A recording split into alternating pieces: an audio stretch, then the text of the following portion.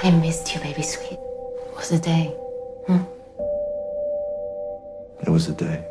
Please tell me you're seeing this too. Welcome back to Drink in the Movies with Taylor and Michael. This week we will be discussing some film noirs from the 1940s. We're going to lean towards some more modern takes with Hatters and Blowout from Brian De Palma, but we are going to cover three classics in the film noir book that you lent me that piqued your interest. These titles are Dark Passage, Out of the Past, and The Naked City. Why did you choose these? I'm curious, and I think the listener might be as well. Yeah, absolutely. These are three that had been on my radar prior to reading the book. So the book we read is called A Panorama of American Film Noir. Now, could you tell us the original title? Because I can't.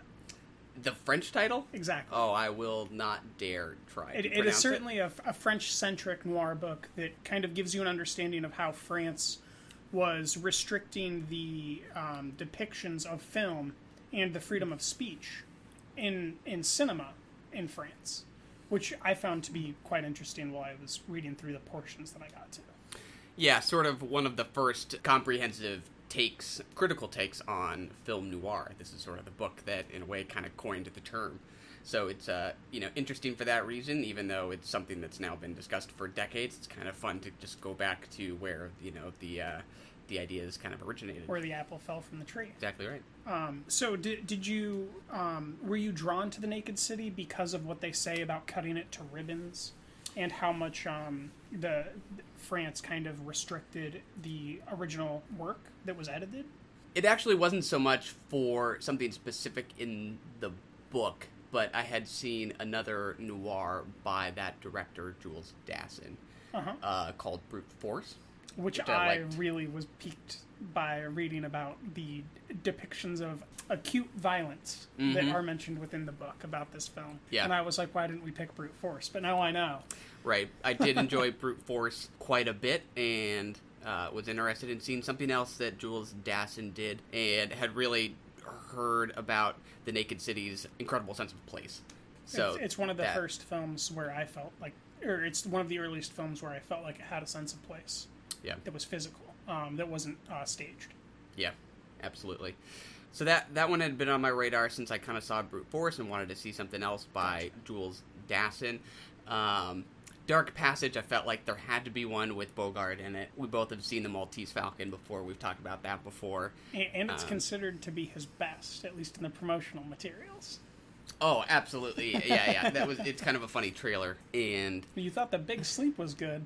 This is their best performance yet, I believe, is how that trailer and interludes. Some pretty shameless self-promotion. And I thought it might be, kind of a tonal departure from the other ones because it does have a romance to it. Yes, Out of the Past does as well. But... It does. But, yeah, I thought just mood-wise it might be something a little bit different. And I had heard about, this extended point of view sequence. Sure. So thought that would be fun. And then Out of the Past caught my eye because I hadn't seen anything with Robert Mitchum in it before.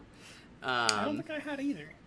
Yeah, I feel like I've read a lot about him and his associations with film noir in both this as well as The Night of the Hunter, which I'd never seen before. Sure. I have seen that, so I guess I have seen them. I just, been years. Yeah. So yeah, all ones that I was excited to check out. We should get to our first impressions. First, let's get our first impression of this funky red ale that we just got from Hellbent. Let's do it. How is it, Jen? Tell us. It's beautiful. Once it hits your lips, it's so good. What kind of beer? Oh yeah, that's nice and mellow and sweet. It doesn't have too bitter of a tang. It's got the right amount of accent. It does. Mine's in a clear glass, and it has a nice caramel color to it, and I do think it has some caramely notes, which are quite nice. We haven't had a red ale yet, I don't think. Red ales are not a beer that I have a lot, but every time I have them, I'm like, why am I not having these more? So that you appreciate them at times like now. Exactly. Also because they didn't make any until now. We just went in, and this is the first time they've had red ales, and they had two. We chose the funkier of the two. We've been lucky with variety so far. And now we're going to go ahead and watch the trailer for The Favorite. We're going to give you our first impressions on that, and then we're going to watch Mary, Queen of Scots and do the same. We'll be back in a second. I'm on my side. Always. Favor is a breeze that shifts direction all the time. Then, in an instant, you're back sleeping with a bunch of scabrous whores. All right. right, we just watched the trailer for The Favorite, featuring Olivia Colman, Rachel Weisz, and Emma Stone. What are your thoughts, Michael? I'm super excited for this movie. I've been a fan of Yorgos Lanthimos for his last couple movies. I think you're maybe a little more hit and miss. Quite a bit more hit and miss. I certainly didn't feel the way about The Killing of a Sacred Deer I had expected to feel, but I did appreciate the form that he brought to that film and the performances. I think that maybe he was so effective with that film in rubbing me the wrong way that my derivation from the mean is a reflection of how well he made that film and how much I hated it, which is what he wanted me to do. That's pretty strong. Hate. I think that's correct. I think I gave it like a 2.5, but I felt hate walking out of it. Not towards him, but towards the emotions that it made me feel. Like, I think it made me feel hate. Yeah. Yeah, I think I liked The Killing of a Sacred Deer a little bit better than you. I really enjoyed The Lobster. That was one of my favorite movies from 2016. And I've noticed that he likes to put "the" in front of his titles. Have you noticed this? He does. Absolutely. Also likes Rachel. He does. And I think she's a good fit for him. I like her in most of his work. A word that I have heard associated with his work before is Kubrickian, which I think some people find is too generous, but for his sort of use of form to, give his world an edge or some kind of abrasiveness.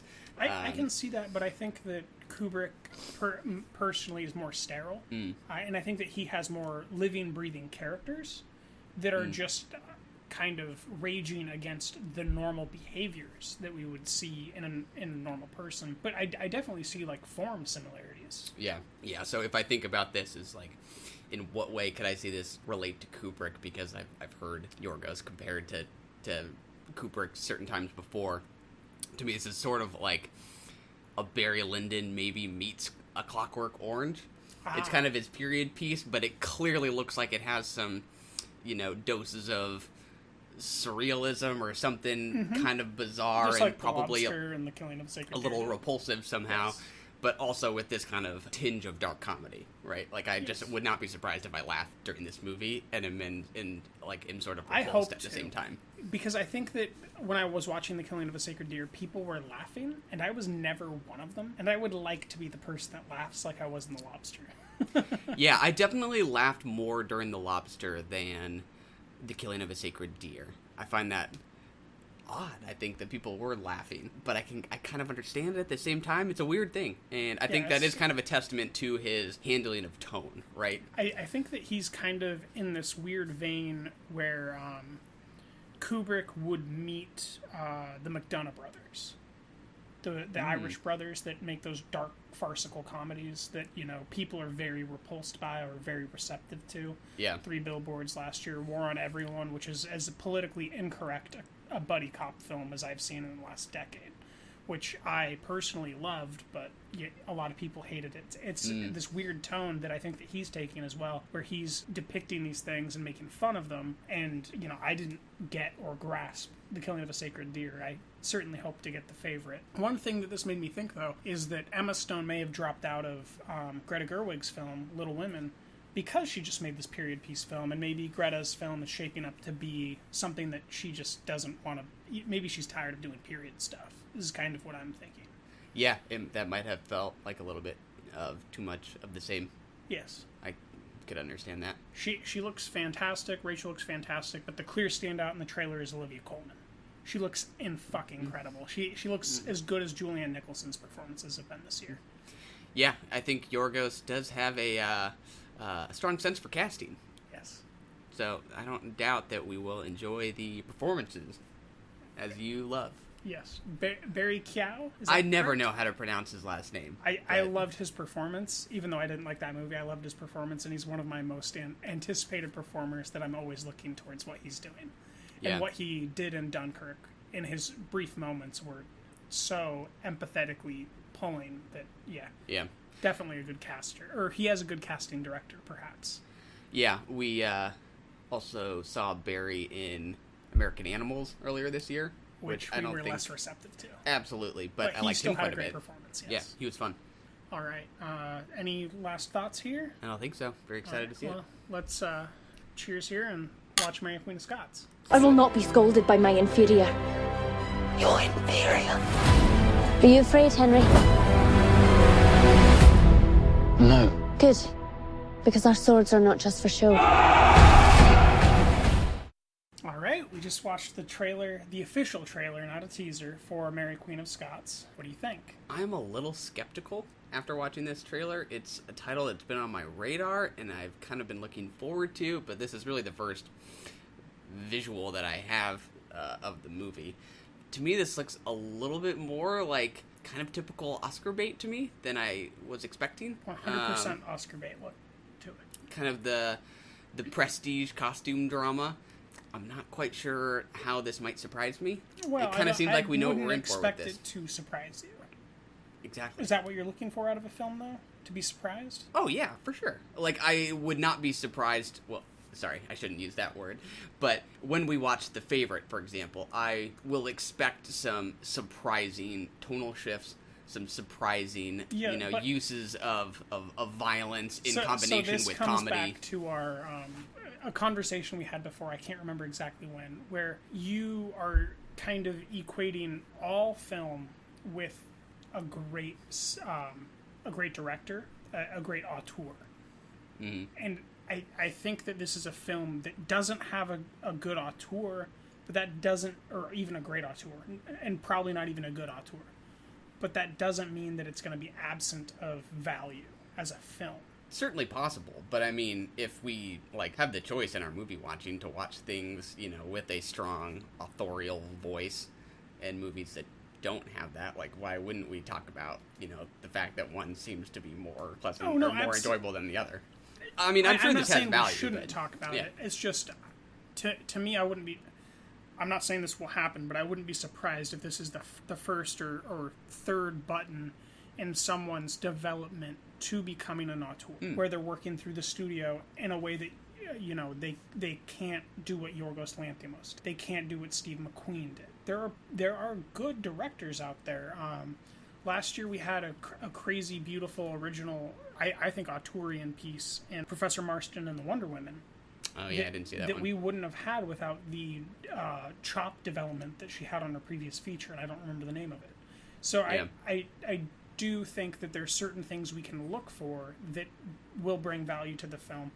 I'm not disputing that it's definitely not directed by an auteur, but I think that it's maybe important to not just relegate it to, the dark depths of who cares. It does have compelling looks. It's just being marketed in such a way that it's certainly Oscar fodder. Yeah, for sure. I mean, it's not, it has a great cast. I'm excited to see both Saoirse Ronan and Margot Robbie. It both looks like they're giving Unfortunately, it their all. There's only one scene that they're in together. Yeah. Not just in the trailer, but in the film. Yeah, yeah. I just, I hope it doesn't feel too familiar. I think it will. I think it will definitely play into archetypal story behaviors, but what I gleaned from it is that Saoirse's going to be a great performance and that Margot's going to give an incredible performance. It looks to me kind of like her Harley Quinn performance, where she's able to or I, Tonya, where she's just able to inhabit this character and behave in a way with this face makeup on that you don't get that many chances as a woman to behave in a film. Yeah. And they marketed it as the working title company that brought you Darkest Hour last year. To me, this looks exactly like that. Yeah. Every beat it's going to take ahead of time. What you don't know is how beautiful the performances are going to be within it. Last year, I thought Lily James deserved a supporting actress nomination, and I have a feeling that there's probably going to be maybe one or two supporting actors in here that'll maybe deserve a nomination as well. Yeah, I would not be surprised if they get some acting nods. I don't know that I love the look that they're going for, but every film deserves its chance. I don't think I love the look either, but I like that they went there. Well, sometimes you just have to see these things in context, but Margot Robbie's look looks a little almost Tim Burton-esque to me, as if. And I think that's, I just come out of that from a different tone. That's the greatest compliment you could give it. You're like, oh, sounds good. I'm in.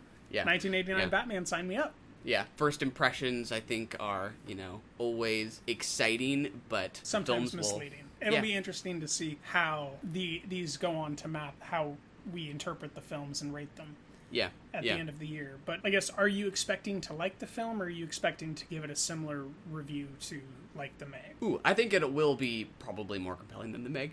Okay. Because I think the craft does look just stronger. But I would expect to just be more enthusiastic about other movies probably coming out in the fall. The thing that kind of rubbed me the wrong way is that they're depicting... I don't get the sense that we're going to see a war, but they're depicting soldiers marching and stuff.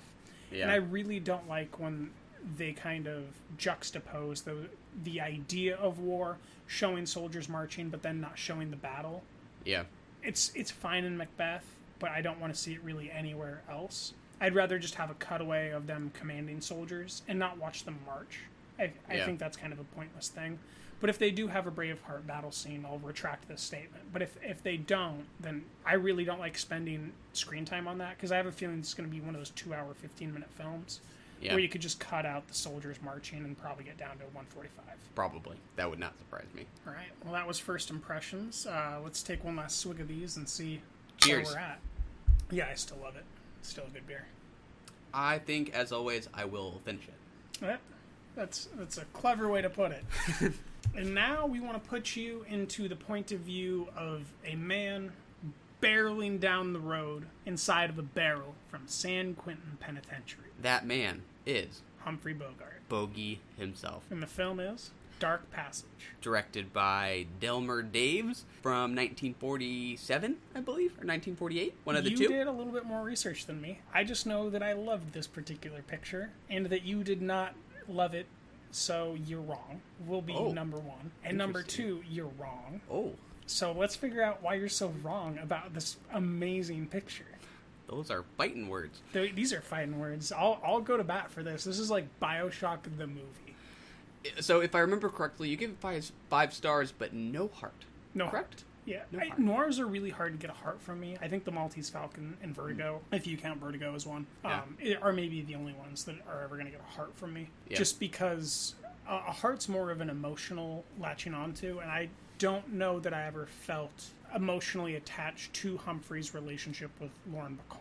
Interesting. I found it very emotionally grounding and believable, but I didn't fall in love with her or with him. And that's normally more... The heart, for me, is more about how emotionally invested I become with the characters themselves. Like, I just saw Juliet naked, and I fell in love with Rose Byrne. Absolutely.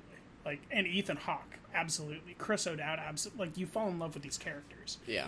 Watching this film, I didn't fall in love with these characters, but I was very emotionally grounded in them and loved watching them perform. Yeah. So I think I give hearts for a similar reason, but it can sometimes just be for a love of the form. Yeah, or certain shots that are just indelible. And if I mean, I could easily make a case for giving it a heart. Yeah. It was just one of those things where it didn't strike me when I hit log. Yeah. Yeah. And, this Never one know. Could absolutely... It's a 50-50 swing. It's a week from now, you can see a still from it and be like, you know what? Oh, I can just rewatch the first 8 minutes. Yeah. That point of view shot is just... That's my favorite thing out of all the noir stuff we watched, even though I gave Blow out of 5. Yeah. And a heart. This is my favorite thing. Yeah. Yeah, that's interesting. I mean, I don't know that the POV shot was actually my favorite thing about the movie. I do think... It's the earliest POV I've ever seen personally. Oh, yeah. And I love point of view, so I'm irrationally pleasured by the shot. Yeah, yeah. I mean, for me, so much of it's just a different kind of cinema. For me, a lot of satisfaction comes from reaction shots, right?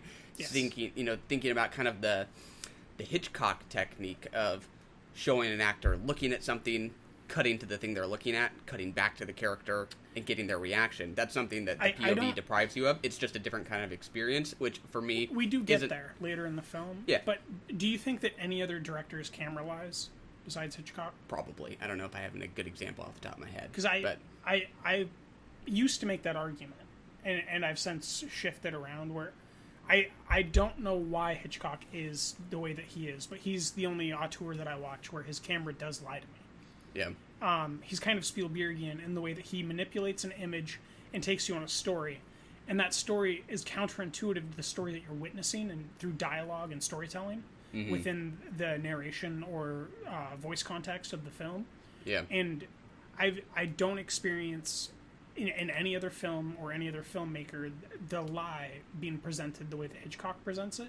Yeah. And so for me, it is just it's an unreachable pinnacle that he made as an auteur. where I try to keep him out of my mind. It's like I try to keep Nolan out of my mind with modern film.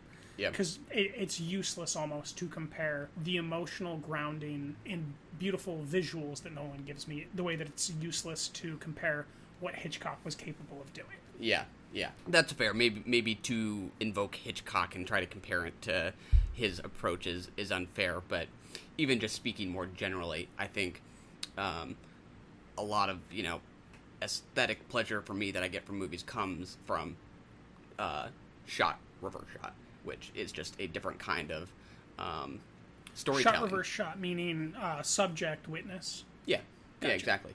I get, so just to be transparent, I get almost 0 from it. Yeah, just different takes. But I think of the 3 noirs that we watched, I think to me this is the most tonally upbeat because of how that romance plays such a central role, which is interesting. I thought because you gave it such a high score that you were maybe falling for it as hard as I did. I really was swept up in Bogey and Bacall doing their thing. I mean, I was swept up in their enamoration with each other, but I was not enamored with either, if that makes any sense. Like, I was caught up in how they felt for each other, but I did not feel for either of them the way that they felt for each other. Whereas when I was watching Out of the Past in the beginning scene, when or the semi-beginning scene when they go to the first town in Mexico or Florida, Acapulco. Yeah. Right, when they're in Acapulco, I fell for both of them. Yeah. And then after that, I just completely fell out with the movie. But that was the most emotional that I got. And then if you want to talk about upbeat, I feel like The Naked City is the most upbeat. Yeah, just in going a different off way. Of the end, Yeah, for sure. Maybe I would describe Dark Passage as being somehow positive, it just in a more kind of classic It's more consistently positive. He succeeds in getting out of prison, right? Yeah. He succeeds in knocking this fellow out and getting away with this beautiful girl.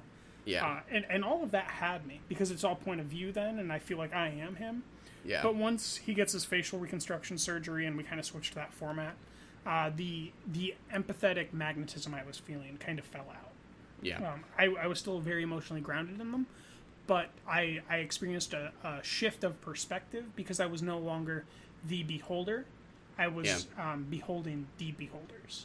Yeah. I feel like of our main characters throughout these films, he's probably the least cynical and bitter. Absolutely. Yes. He's the easiest to root for, right? Other than Papillon, if we want to get to Papillon. Oh, we'll separate that conversation. I feel like there's a similarity here. Okay, we can maybe get there.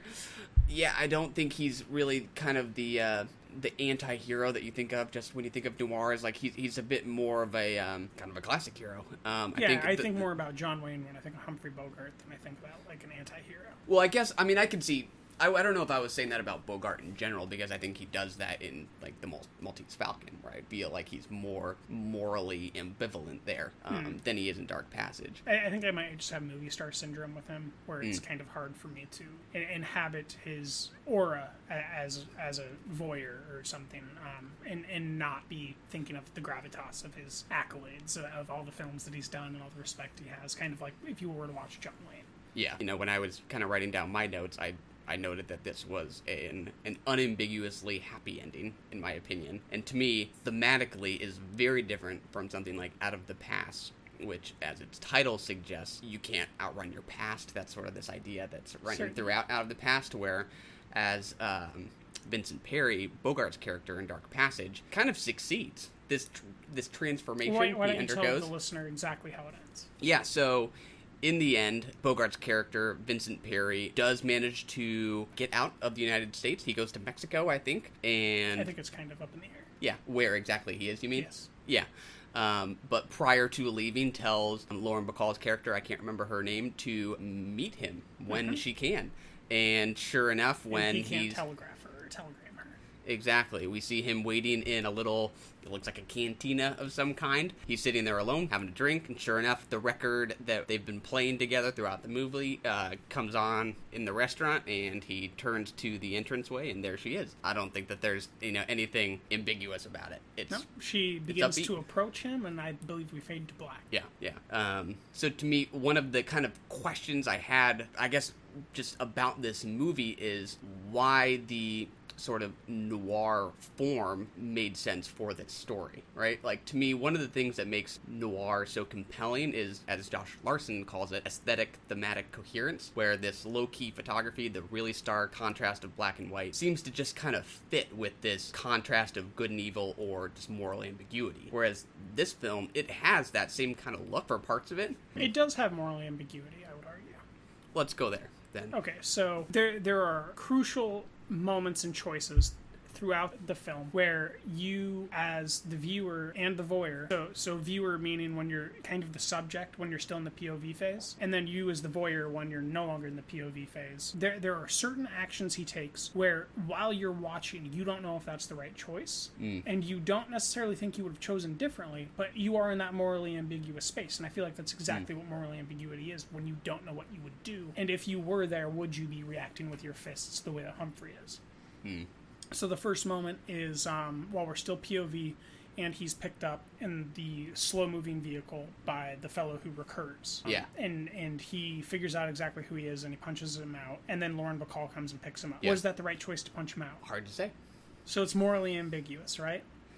Yeah, to me, it's a smaller example, I think, of some of the moral ambiguity that we see in other noirs. But I think I see where you're coming from. I certainly haven't watched as many noirs as recently as you. Yeah. So yeah. I definitely understand you're coming at this fresh off Brute Force within the last couple months. Yeah. Fresh off Maltese Falcon in the last month, I believe. Whereas I'm years distanced from the Maltese Falcon. But I did see Vertigo earlier this year, and I would say that that's the best version of moral ambiguity ever. But I don't necessarily think that's a noir film. I would agree. That's just the best film ever, really. We have these moments of uncertainty and moral ambiguity continuously throughout Dark Passage. And I think that it was a strong auteur choice to depict it POV and depict it as a noir. Yeah. I don't necessarily think that it's the best choice, but I think it was a strong choice that I personally loved. I don't know if it would be better as a classical detective story of the time. Yeah. You know, it could be better as a detective story presented with an extra character. Yeah. And have Humphrey play the extra character trying to find him, and then they get away from Humphrey and are in love, and it's kind of a happy ending where the detective's holding his hands up in the air at the end. Yeah. You know, that could equally be a good film, but I think that the noir film let us be on the side of an anti-hero who's not really an anti-hero, which is, I think, kind of nice, and particularly probably a derivation of the themes and how men were feeling at the time in 1948, having done what they'd done, coming back to America and feeling like they were in prison, right? A lot of war veterans did settle in California because of the housing opportunities, and they were kind of in prison in California of their experiences at war, and they were trying to figure out how to move past it, and I think that this was very much of that nature, kind of like German Impressionism in the 20s came out of the Germans losing the First World War. Yeah, I would agree. It was a question that kind of came to my mind, but that I don't necessarily think, I didn't mean to imply that, like, I think it's to its detriment that it sort of used this classic noir form, you know, and applied it to a less cynical story than we're used to. I think it's actually kind of what I liked about the film is that it manages to pull it off. Yeah. I think that is, like, actually a strength of the film. And to me, I think you're right. Like, to me, there was some moral ambiguity there. I think I found it in different places. Like, I think I found it in the cab driver who picks him up. 100%. No, that would, if I would have kept going with moral ambiguity, right? The capstone is certainly him having his rerun in with the truck driver who I just mentioned, throwing him off. But before that, there's these romantic tension moments. There's moments where Lauren Bacall has the other gentleman knock on the door, or when she's lying to her friend, quotation marks. There's lots of them, but I think that the first one and the deepest one is the truck driver, and then later what happens to the truck driver, because that is the only scene where he causes someone's death. Whereas all other deaths within the film are by choice and volition of the person. Yeah, I mean, I guess the beating up of the guy that picked him up, to me, it felt, you know, too impulsive to read too much into it. Like, it was a sheer matter of just making sure his escape was successful. Yes. But I see the ambiguity in it. But with the cab driver who leads him to the surgeon who's going to give him this... And the surgeon. Oh, yeah. You know, he doesn't even want money for having brought him to the surgeon. It's like, what is this guy getting out of helping Bogart get this surgery done? And to me, that's something you see in some noirs is sort of just a morbid curiosity, in kind of enabling people to do things that maybe shouldn't be done. He's enabling a criminal. Know why. He recognizes faces, and he can recognize a good person. Right, but like it's not, he doesn't have anything immediate to gain from it, right? To me, no, he's certainly acting out of strength of character. Yeah. Or weakness of character. Yeah. He doesn't know whether or not Vincent actually committed this crime. I don't remember. Maybe Vincent claims his innocence to him or something like that, and maybe he convinces him. He asks him in the cab, I believe, and then he explains very briefly, as Humphrey's bound to do. Yeah. And that shadow cast lighting. Yeah. That was this had my favorite lighting and shadow work out of all three of the noirs we watched that are classical.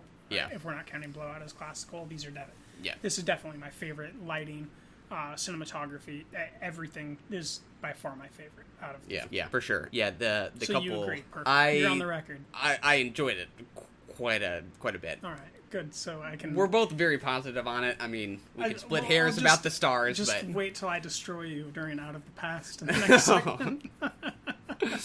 But yeah, I mean, the cinematography is great. One of the scenes that I noted in my review is when Vincent comes back after the surgery to his buddy's house, and his buddy's dead, and the camera's like not just low, it's actually like beneath the floor because it's looking up, and you're seeing both the body and Bogart standing over him. It's just a really striking shot. He still has his bandages on at that point, and he picks up the trumpet, and yeah.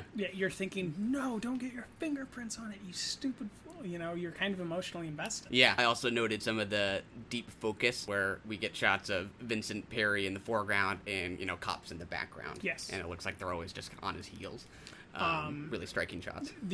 Some of the shots where he's exiting buildings, navigating the darkness, hiding behind bushes, fleeing from cops.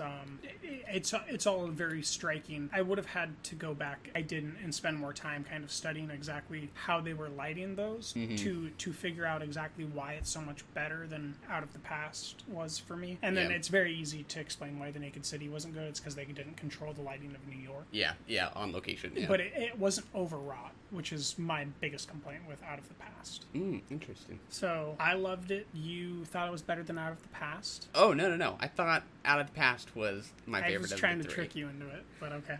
Just to clarify. I think now might be a natural time for me to explain to the listener how to tell if you're watching a noir. And you can tell me if I'm incorrect or correct during these slightly mocking points. Got it. What do you have? So first, I'll be serious and explain that film noir is a film of death in all senses of the. That's a direct quote out of the Panorama. I think that's a great encapsulation of what film noir is, and it's particularly French in its translation. It's nicely dramatic. So this is how to tell if you're watching a noir. Is there bourbon? Quite prominent. Are the men wearing ties? They often are. Do the women have shiny hair? Oh, very shiny hair.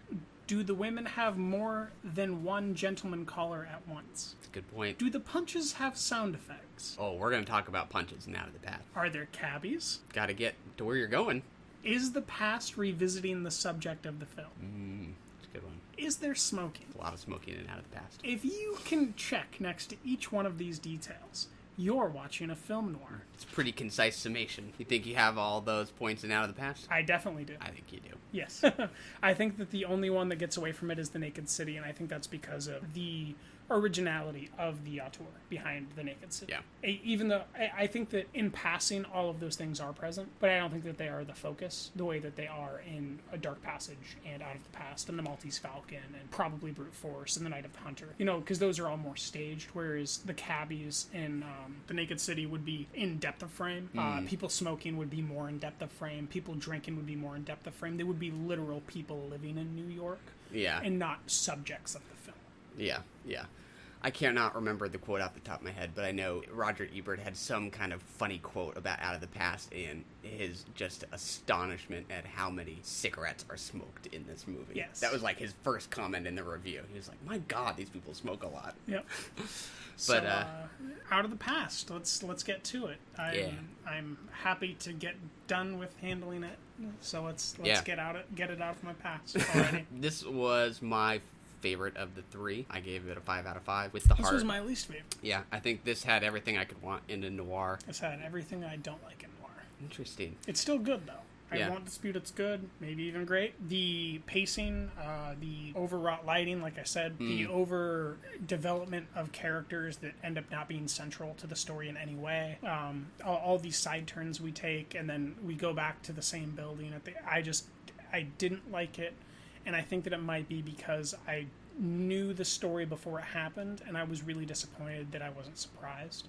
Which is kind of like your complaint with Mary Queen of Scots, where... I'm having my cake and eating it too in this moment, but I really wasn't surprised by a single ounce of it. You mean you just saw where it was going, or you were literally, like, familiar with the narrative?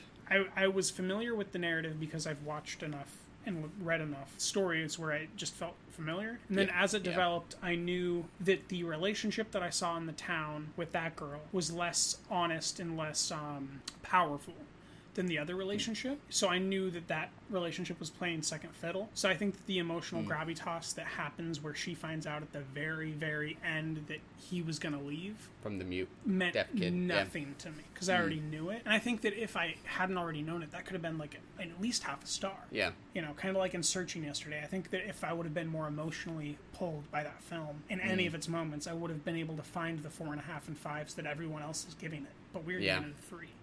Yeah. It's just, that's where I'm at with it. Yeah. Yeah, that's interesting.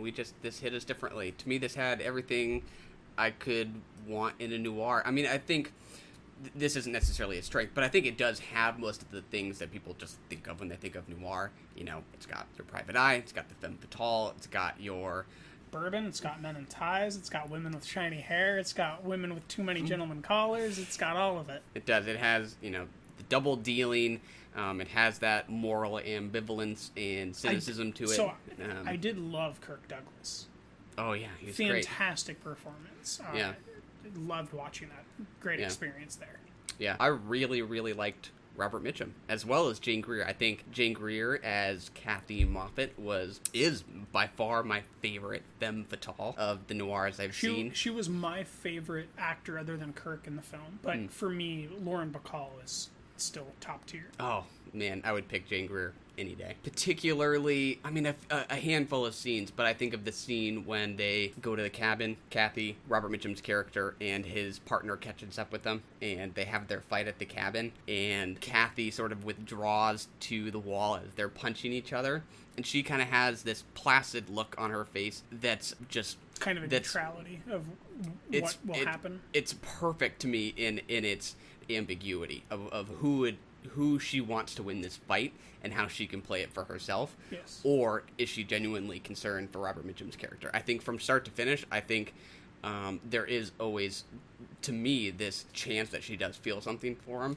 And this possibility that she's looking out for herself. She's 100% the best at moral ambiguity out of the 3 that we watched.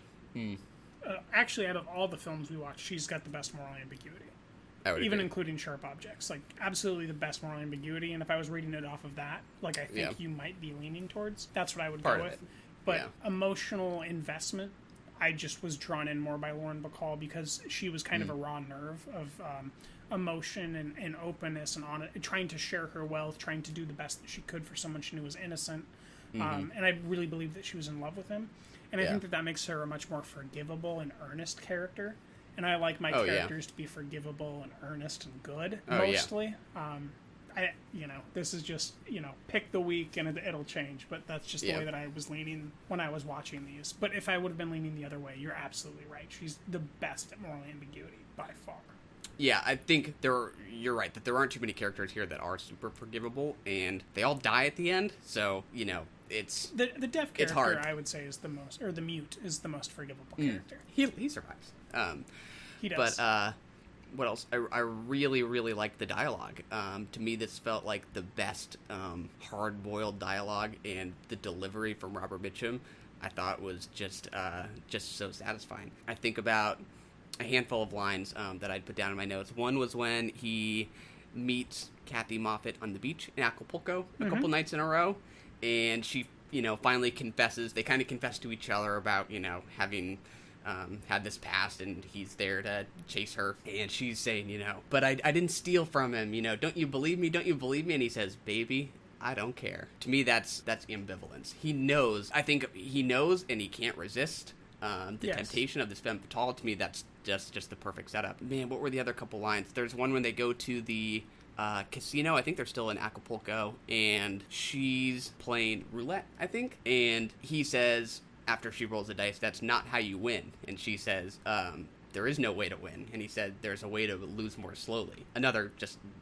great line. I mean, it's hard to like dissect these lines. I just like them. It's just the hard-boiled kind of literary feel behind it. And to me, it's partly the dialogue, but it's also the delivery from Robert Mitchum in a lot of cases. But those lines are particularly accurate about not just that particular film, but the noir genre, and evoking the sense of depravity and death. Yeah. That quote that I read from the book evokes. Film noir is a genre of death. It's about dying more slowly, right? It's about these lingering moments of joy and existential bliss before the inevitable trying to drive to get away and getting shot by her. Yeah, exactly. One thing I had read about Mitchum before was that he referred to his dialogue as the lyrics rather than the dialogue, which I think is most palpable here for me, where it feels like it's not just... Did you know that before you watched the film? I did, yeah. I would have appreciated getting a text about that. That would have changed my viewing experience entirely. Yeah, so... Those little details definitely change everything. Absolutely. Yeah. Oh, absolutely. It was a couple months back. There was like a feature or an article in Film Comment about Robert Mitchum. That was one, note that struck out to me.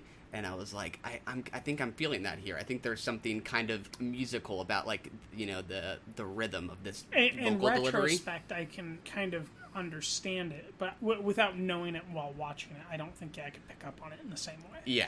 Yeah, for sure. But you're definitely pulling these quotes as if they are musical lyrics. Yeah. There were a couple other things in that article that I thought were interesting. Oh, one was actually just a description. This is just pure poaching of good criticism, but it was describing his, style of acting and describing it as going on mostly beneath the surface. And the description was he's very much a placid. Yeah, that the energy sort of emanates from below, and the description was that it's like warmth from coals when you blow on them. And I thought that was just a really nice line. That is I think quite the metaphor. I'll have to look up who wrote that. I don't remember off the top of my head and put it, on the website. But I think it's these kinds of things about his performance that sort of make those feel not just like lines from a script. They somehow feel a little bit more alive. His performance has a lot of depth to it, but to me the outer shell of his performance would be, or the outer shell of the film rather, is somewhat hollow. It's filled by these excellent performers and performances, and you could even say that the screenplay has great pacing and all these details, right? It's a tight 1:34, I think, or hour and 34 minutes. But it doesn't do anything that I don't expect it to do at any point. I can't think of... I guess I didn't expect the boy to get the original girl that he was lying to about feeling more for her than for the other Jane Greer. Jane Greer, Yeah, I didn't expect her to fall back in love with someone else or become someone else's love interest. But that's like the only thing where, it's just a 50-50 coin flip. Yeah. Otherwise, everything that normally would go that way in that particular plot structure did go that way in that particular plot structure. Yeah. So I think that maybe I might just be a little bit too close to caring about what's typical and not maybe taking a step back and appreciating form and performance here. Yeah.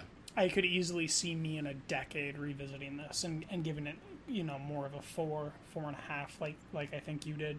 Yeah. Or did you give it a perfect 5? I gave it a 5. Did, with a heart. Yeah. Yeah. Well, I don't think I could ever emotionally resonate with it throughout the way that you did. I did in Acapulco, but not after. But I do think I could get closer to your vein if I took some time away. Yeah, I would agree. The story is... I would agree. It's exactly kind of what you expect it to be. I mean, maybe you don't necessarily expect Robert Mitchum's character to die, and for most of the gang to die like they do. But I would agree. I think the narrative, is kind of exactly what you might expect from a noir. But to me, also, we both just recently watched LA Confidential. Oh, yeah, yeah. The whole time, like, when I started this, I was like, okay, everyone's going to die. You Yeah, know, it was just one of maybe those you saw it things where I coming. just kind of put my hands up in the air and was done with it, you know. Yeah.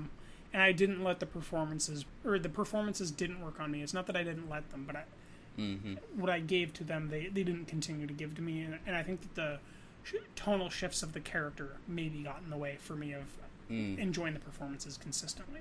Because they did shift their perspectives and their emotions quite consistently. Yeah, yeah. But you pick that up as moral ambivalence and ambiguity, and you really enjoyed that particular vein of it.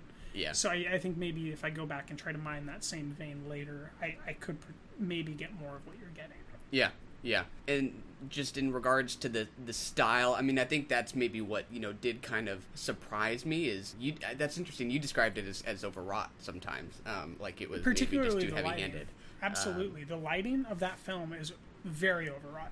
It's too like much for watching a stage play lit for an audience that is looking at the stage rather than a viewer that is looking at something that has light on it. Right? Because we have a television. Even televisions at this point in time are lit themselves.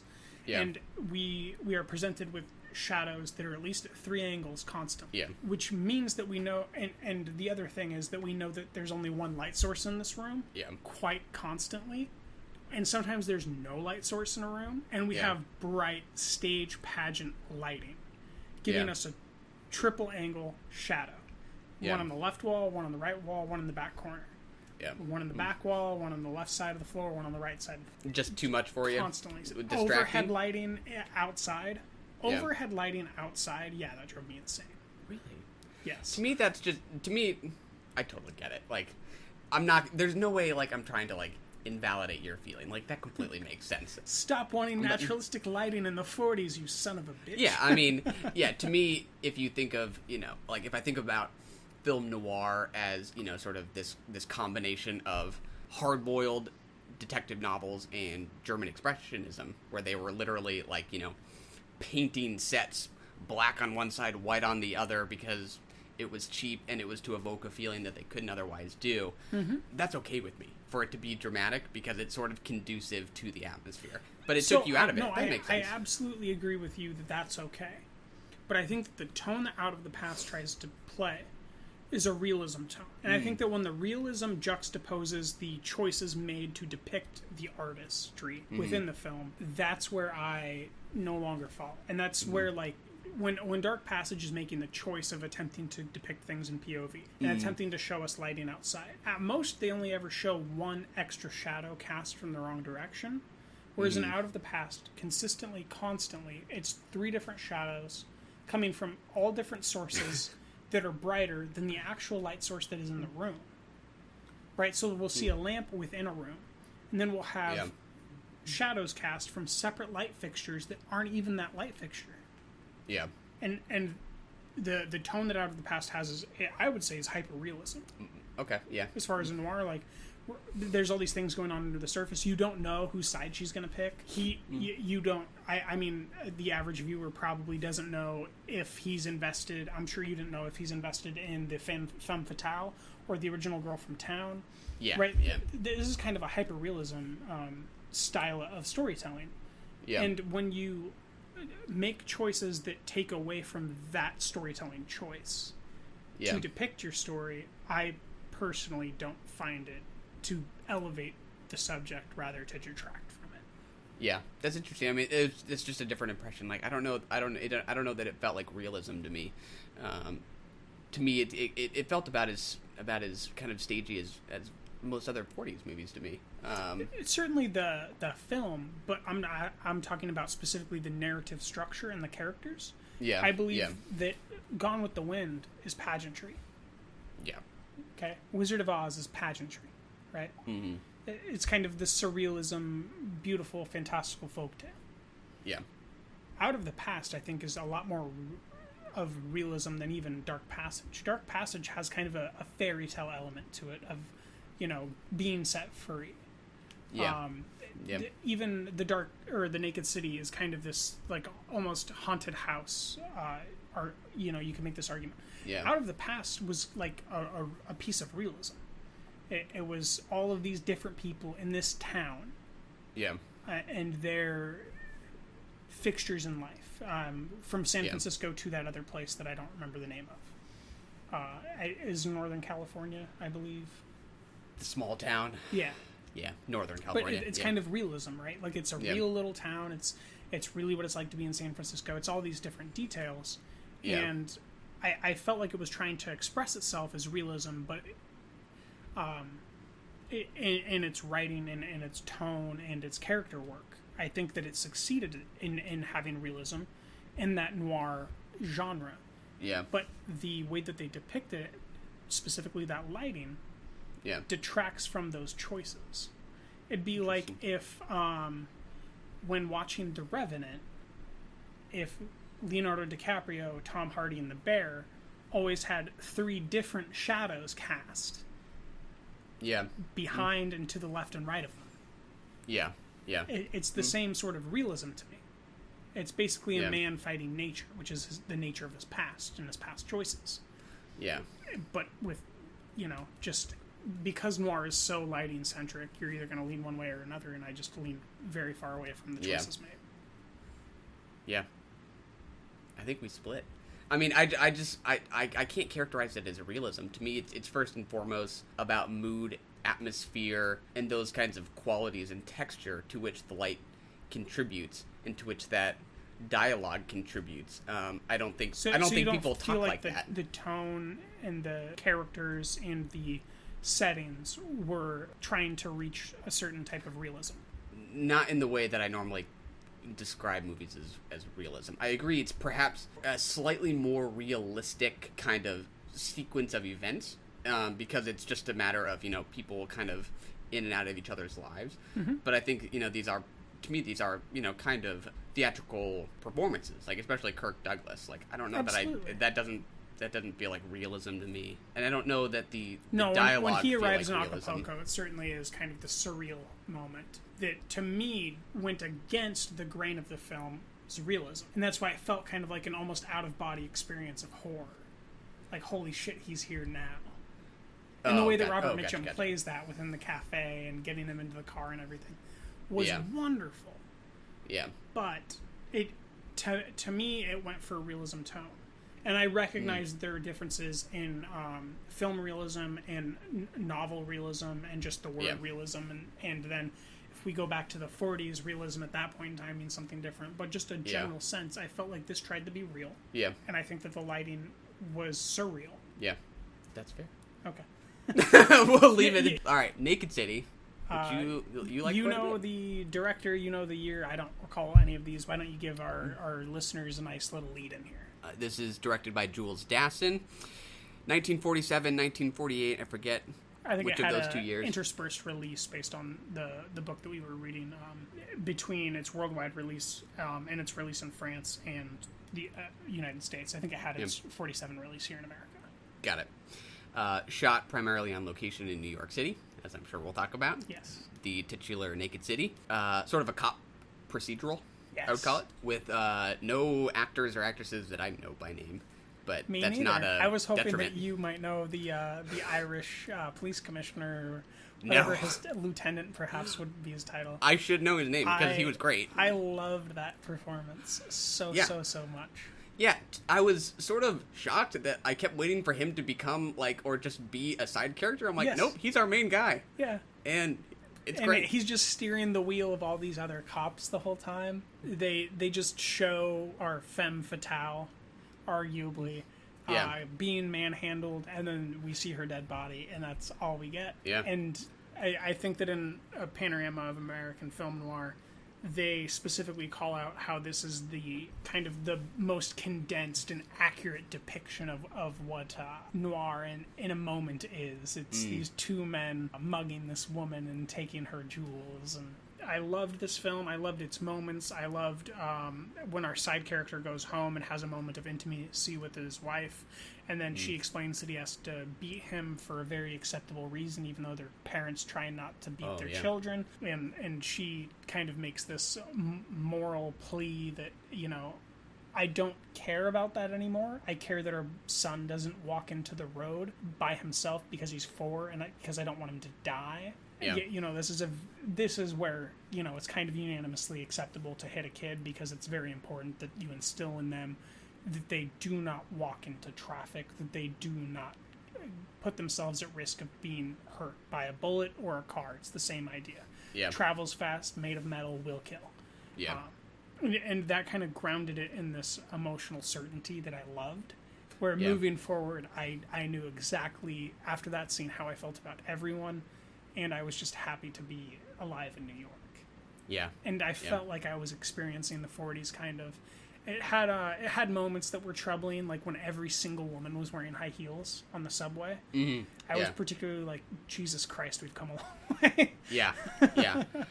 Yeah, it's kind of funny, like, to, you know, I kind of knew in advance that this was known for its location shooting because we read the book, and I kind of thought to myself, like, I wonder if this is not going to, like, resonate all that, like, strongly with me, because now, like, location shooting's, like, not uncommon, but it absolutely does. Like, I think this is kind of... And it feels unique, because we've seen all these other classic films. Yeah. Did you feel like it felt unique when you were looking at it? Yeah. Just a really unique feel and sense of place, you know, just for being specific and kind of direct. Like, it's kind of, you know, strange how, like, I can't talk about, like, something, maybe we can get there, but I can't talk about something like the camera did necessarily to, you know what it didn't showcase do? this city in certain ways. Anything bad. Yeah, it just That's did what the it best needed. way of explaining. It did what it needed to do. Never did anything bad. Yeah. It never had moments it didn't need to have, or moments that didn't pay off or contribute to tone. It never gave us a moment of a bad performance.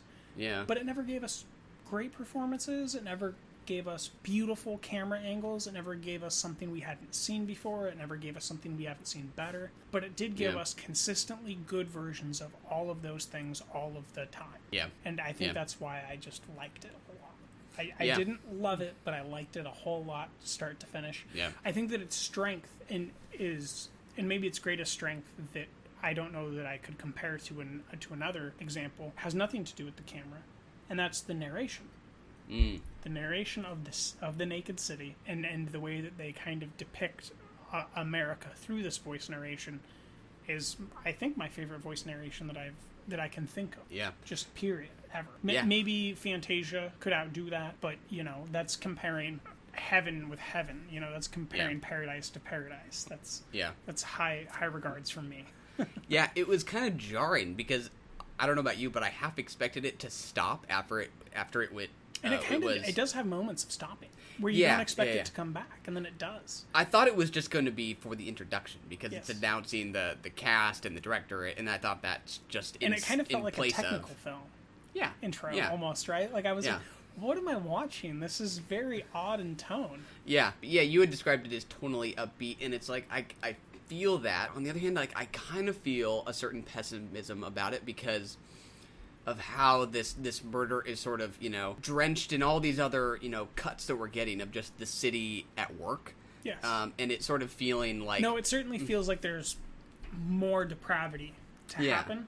But the reason I think it's upbeat, and maybe I can cut you off before you get there, and you'll agree, is that they show that there are moments where the Irish police leader, I'll just call him that because I don't know his accurate title, tells rookie cop who's kind of trying to leap to conclusions, why don't you wait for the man to earn his paycheck? And then he comes and he inspects the crime scene and he offers these things that none of the other officers could offer.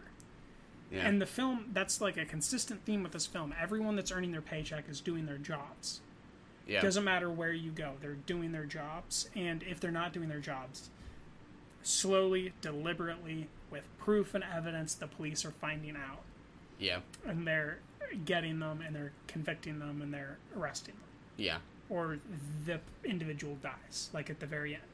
Yeah. And I feel like that, you know, it's as upbeat kind of as a noir gets that isn't romantic, where it's like all these crimes will be solved, and they will be solved deliberately and accurately.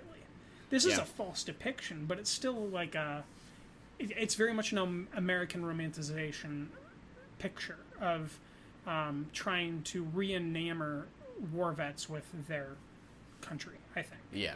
It's of that post-war veneer. Yeah. Yeah, I would agree. I mean, it's certainly optimistic to kind of see, like, the system of justice kind of working, right? Mm-hmm. Like, the police... And to see, like, the home life, like I said earlier, of this police officer with his wife and his son. It was so Dick Van Dyke-ish. Yeah. You know, it's just pleasant. Yeah. It's just, like... And this is a good thing. Like, I think you could just as easily see, you know, the city going to sleep like it does at the end of the film, and it waking up the next day and another murder happening. That's like the ending we'd want, and then we'd want the Naked City too, right? Right, exactly. Yeah. Like, you know that that despite the system, you know, being able to sort of, you know, work through these murders as they're supposed to, that murder and theft are as ordinary as all the other stuff that we see the citizens of New York City doing throughout the film. It's sort of this just like harmony of like good and evil. Like, the bad things are going to happen, the good guys are going to keep fighting it, and the city will just go on doing its thing. Yep. Love that kind of biological expressionism is... I don't know if anyone's actually ever, or if any film critics ever put words to it, but I kind of gravitate towards this stuff. Jeff Nichols particularly has this biological expressionism where he depicts roads kind of as cataracts and arteries of a living system. Particularly in Midnight Special, he does this, where he kind of shows one antibody of a father and a son fighting against the system to free themselves. And I think The Naked City also demonstrates New York City as this living body that has these different immune systems and antibodies and infections, and it kind of handles them at this overhead level. Yeah. And I really love that expression on film. It's almost an overhead or side third-person shot looking down, almost always, at the subjects. Yeah, I feel like it's a real cliche to say something like, oh yeah, the character, or the location is much a character as, you know, the people themselves. But at this point in time, it wasn't. I kind of feel like we should just say that about this film and stop saying that about all others and just give it to this because this is kind of the first film that did it, as far as I'm aware, and it's, you know, it's the best until arguably the best noir film ever. Do you know what that film's called? I don't know what you're going to throw out there. What do you got? Who Framed Roger Rabbit? Ah, I know this is a personal favorite. Toontown. Maybe we need just a separate podcast devoted to Who Framed Roger Rabbit. Or just all of my favorites. Let's just do that going forward. We'll spend 9 podcasts on Interstellar, breaking down Matthew McConaughey's performance and those 9 minutes of Anne Hathaway's lines. I loved The Dark Passage the most. I think you were the least receptive on that. That's not fair. I mean... If we're going to compare, I think I really, really loved all 3 of these movies. I think Out of the Past is my favorite. Okay, so you recommend all of them? Oh, yeah. Oh, absolutely. I would certainly recommend all of them. I do think that the right way to watch them is the way that we watched them. Dark Passage, Out of the Past, The Naked City. I think that's the most conducive, because then you begin noir with this point of view shot, and you end it with this third person out of character. The character is the city shot. And in between, you just arrive at different... tones, and I think that these were 3 really good selections by you that gave very different feelings and very different tones, even though all of them had men in ties and women with shiny hair. Lots of cigarettes, lots of alcohol. Lots of bourbon. All good things. All right, well, that's been our 3 classics in the film noir genre, based on a book that Michael had read called The Panorama of American Film Noir, translated from the French by Paul Hammond. Interesting book. Glad we did it. Yes, and we recommend it to all listeners that are budding film critics. Absolutely. Next, we're going to dig into another noir film.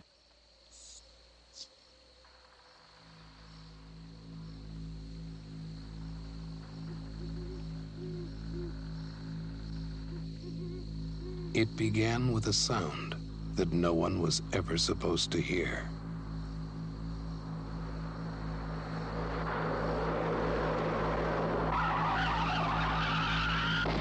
But let's get into, I think, maybe one of the strongest pieces of artistry that we've talked about on the show, period. Brian De Palma's Blowout. I think this might be my favorite Brian De Palma film, and maybe my favorite John Travolta performance. Let's back up. What other De Palma movies have you seen? recently I just saw Mission Impossible. I haven't seen Dress to Kill. And then I've seen his recent films. I just don't know the names of them. I've kind of kept up with them. Do you know kind of his titles off the top of your head? The ones I have seen are Carrie. Gotcha. Seen that. The Untouchables. I haven't seen that one. That's one that I'm looking for. Passion. Rachel McAdams. Haven't seen that either. That's the one that I wanted to see. Yeah. Yeah. It's got a very terrible rating, but I think that I'm probably going to like it like I like Twixt. I think those are the ones I've seen. Okay. In addition to Blow Up. He's got a few more recent features. Yeah. That I've seen. I just don't know the names of them. I'm blanking on him as well, but you're right. He's still very much going, as far as I know. Yeah.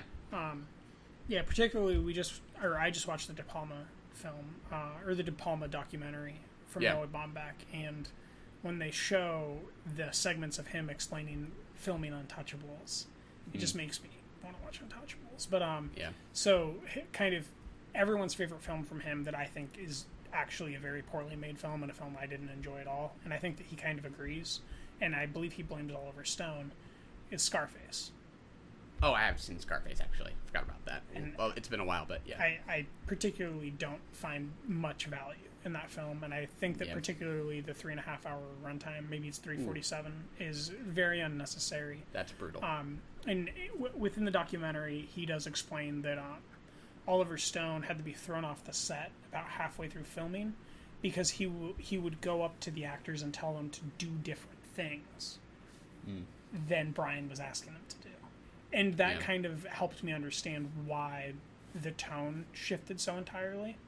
But it also reaffirmed to me that I'd rather have Oliver Stone make that film because the first half is by far my favorite half. Yeah. And the second half is not. And that's the half where he had complete control of his actors. So but anyways, Blowout. I love it. Start to finish, I love it. I love its flourishes. I love its touches. I love the chase scene, even though De Palma hates chase scenes. Chase scene at the end, amazing.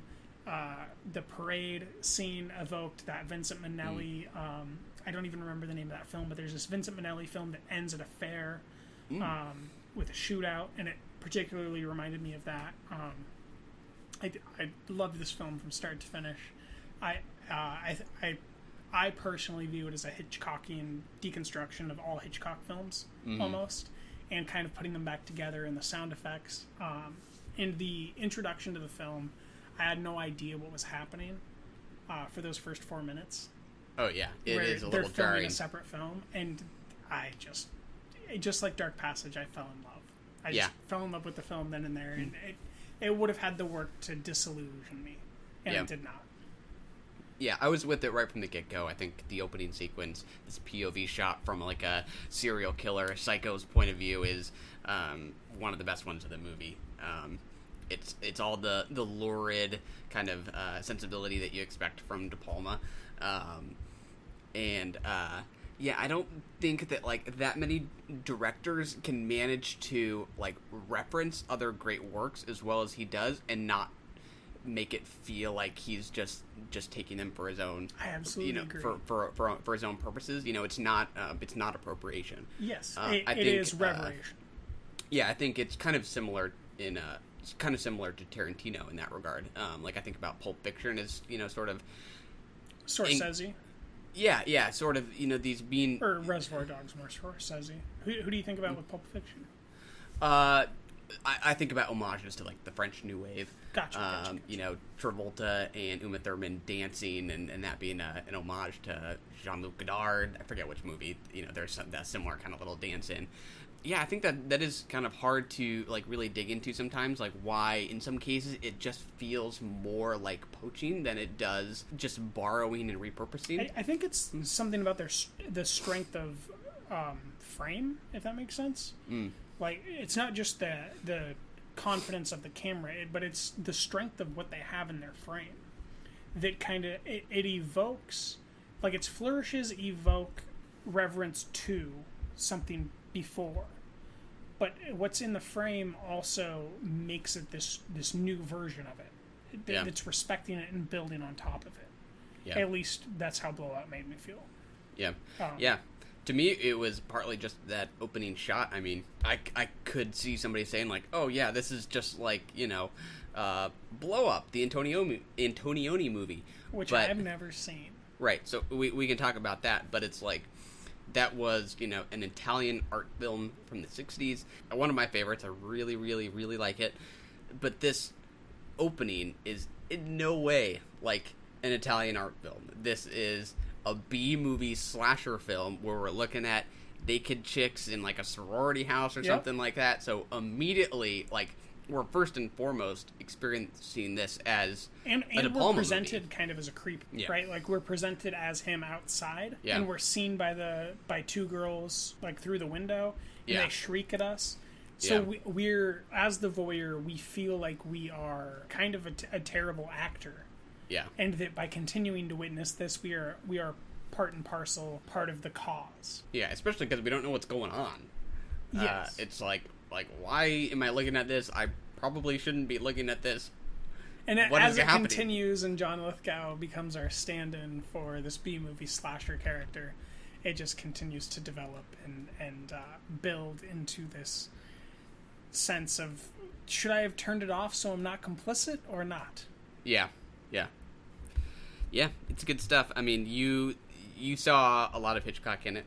I did, but that's because I hadn't ever seen Blow Up. Yeah. So I particularly saw moments of Rope. I saw lots of moments of Vertigo, Rear Window especially, right? Like, it opens up with Rear Window. Yeah. As he's looking through the window and they're looking back through the rear window, it's lots and lots of Hitchcockian moments. But I think other than the opening and the chase scenes and all that's great, there's so many great moments when he's standing recording. I still think my favorite's that camera swirl that De Palma does. Oh, yeah. When the tapes are being erased or whatever. Yeah. Oh, my God. That's a great moment. I think that's one of the greatest cinematic moments in the 80s. Flat, period. Done. Yeah, I wouldn't argue with that. Pretty striking, quiet. It's just, we just hear the beeping of some machine. There's no music. It's just Travolta coming in and out of the frame as the camera turns. And just this continual swirl of terror, but also ecstasy and confusion. And his camera made me feel a lot of things. It reminds, this film reminded me of the strength of tone of Damien Chazelle's framework, where every frame has this strong sensibility of confidence and of a purpose and evoking something of film past, but kind of rethreading it into a new tapestry. Yeah, I don't feel like Damien Chazelle is doing anything new. I feel like Steve McQueen is maybe doing something new as a director. Every time I see his work, I'm always questioning, like, is this the first time I've seen this? But with Damien Chazelle, I feel like he's just reinterpreting and kind of reapplying to the tapestry of film old techniques with new flourishes. And I think that Blowout kind of made that acute for me. Yeah, and I think if there is some sort of distinct authorship from De Palma, to me it is that lurid sensibility, right? I don't think of Hitchcock as ever, well, I mean I guess Hitchcock could be but like I said earlier, in a different way lurid, but his camera lies. Yeah. So even if his camera's seeming lurid, is it really? Yeah. It's narratively very similar to Blow Up, which is about not a sound designer but a photographer who, thinks he witnesses a murder and kind of similar to Travolta's course of action, he's putting together photographs that he thinks illustrate a murder having taken place.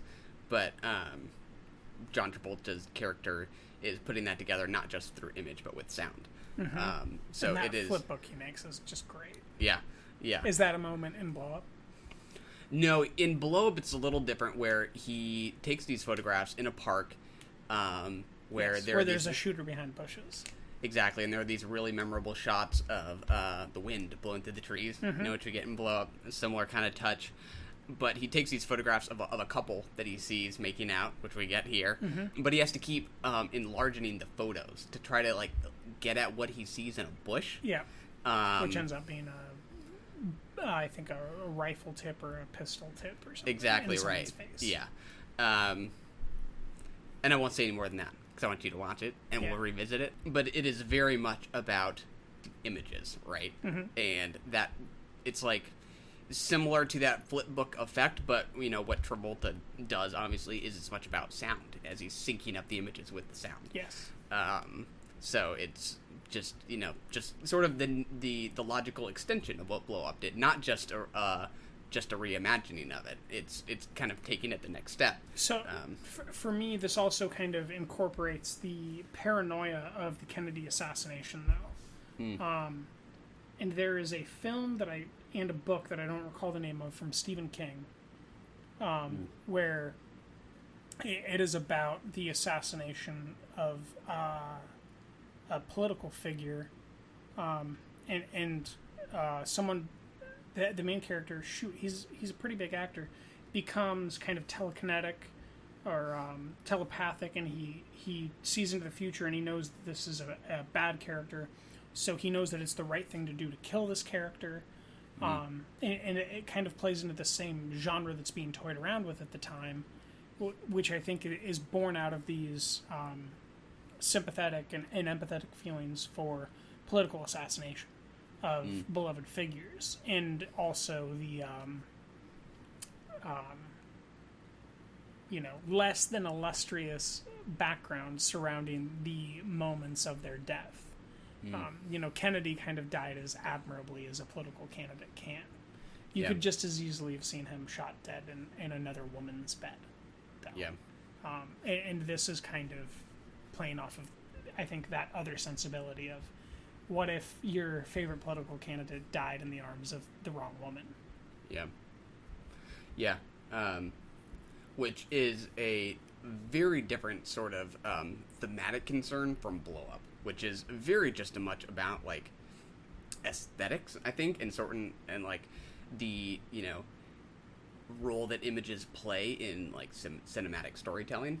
This, I think, is employing the same kind of narrative conventions, but for a completely different purpose, and that's sort of what makes it feel like its own original thing. And it's also, I think I referenced The Conversation in my notes, which was a Francis Ford Coppola movie, which you have seen or have not. Which film? The Conversation. It's with Gene Hackman. Yes, I've seen The Conversation, but it's been, once again, years. Yeah. So that's about Gene Hackman playing, I think it's been a while since I've seen it. Recorder. Yeah, I think he works for the government, if I'm remembering correctly. I think you're right. I might need a correction on the show notes if I'm wrong about that, but he's listening to people, not watching them, he's listening to them.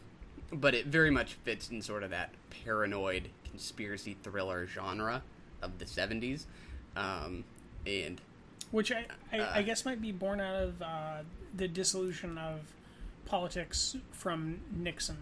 Yeah.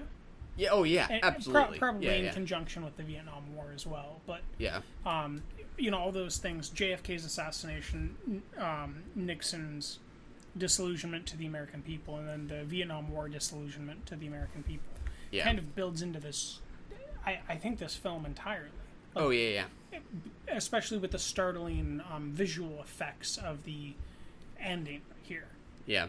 And not to put the cart before the horse, but the Crazy Rich Asians fireworks ending has absolutely nothing on Blowout's ending with the fireworks. I would agree. I think, my favorite fireworks ending of all time. Can't argue with that. But I do think maybe the Crazy Rich Asians ending was influenced by this. I'd like to think. Recency bias. Yeah. There's the line in Blowout when John Travolta is talking to, I think, his buddy. I can't remember if it's a cop buddy or a buddy at the newspaper, who says, Travolta tells him, like, there's a conspiracy behind this. Like, you got to listen to this tape. And he says, no one cares about conspiracies anymore. Which is this nice continuation of sort of the conversation ideas, but, like, to me that's a completely different thematic point. That like De Palma's maybe urging people to not be complacent. He's like, look at this character paying attention watching, this was listening, released making in the height conclusions. of the Reagan era.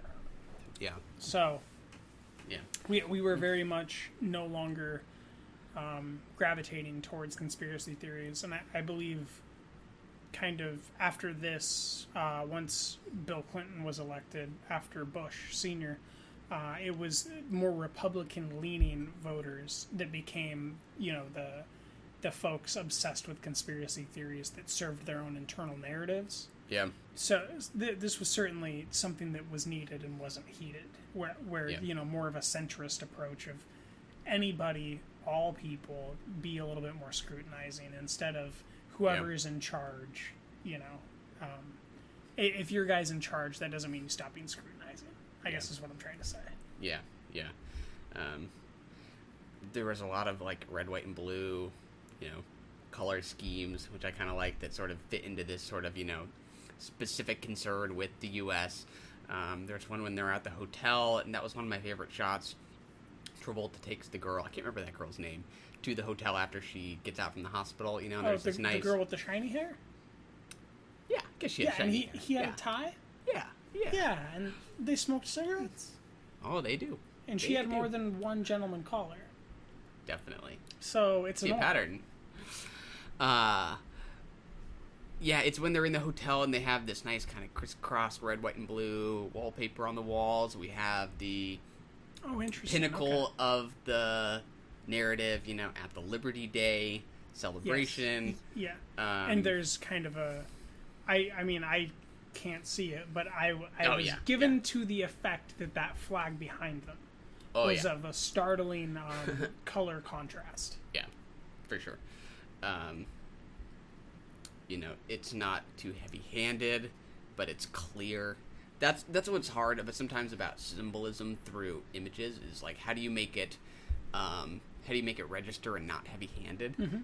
It's contextual to the ongoing movement of the story. Yeah, that's something that there's no logic behind. It's just a matter of touch, knowing how often to do it, whether to put it in the background, the foreground, whether or not to have a character comment on it. Mm-hmm. But it really just kind of like fills out the texture of the movie. It's great. It's fantastic. And John Lithgow was incredible. I loved his performance. He was so fucking skeezy. That's interesting. He was maybe the one thing that held me back from a higher score. I think I gave it a 4. Really liked this movie. He was maybe one who I didn't like as much I didn't like as much as other things in the movie. Do you think that that's because he did his job well or poorly? I can just tell you that it took me out of it a little bit. It felt just him as an actor. Pinch. When you see John Lithgow, does he remove you from pictures in general? It's hard to say because I haven't seen him in that much recently. It's something about that performance that maybe just felt a teeny bit cartoonish to me. I know that's a hard word to hear because I know you liked it. I agree, it's cartoonish. It reminded me of Christopher Lloyd in Who Framed Roger Rabbit. Still haven't seen it, but I don't think I've said that I have not seen that movie. I like cartoonish villains, because a lot of people that behave villainously are kind of cartoonish in their reasoning. Yeah. But like the moment where he's leaning over the bathroom stall with the wire, that didn't get you? Really like the setup. I like the framing. Different actor might have just responded to it better. So did you, once again to bring up the word realism, did you want more realism? Did you want kind of a more formidable foe? Not necessarily realistic, but I can't say that I was as intimidated or afraid of him as I might have wanted to be. That could be taste. We all have different faces, different places, mannerisms that just that threw me off. We all have just different physiques that sort of strikes differently. To me, he's kind of the unassuming, unintimidating person that can go through a crowd without being noticed. And that's why he was perfect at making that telephone call in the phone booth to me. Once we got there, I was like, all right, I know who you are. You're the actual lunatic imbecile who takes lives because he's insane, not because he's being paid well. Yeah. And I'm along for this ride. And I absolutely understand why someone wouldn't be. I understand John Lithgow kind of being cartoonish. Yeah. But I've always gravitated towards him as a performer.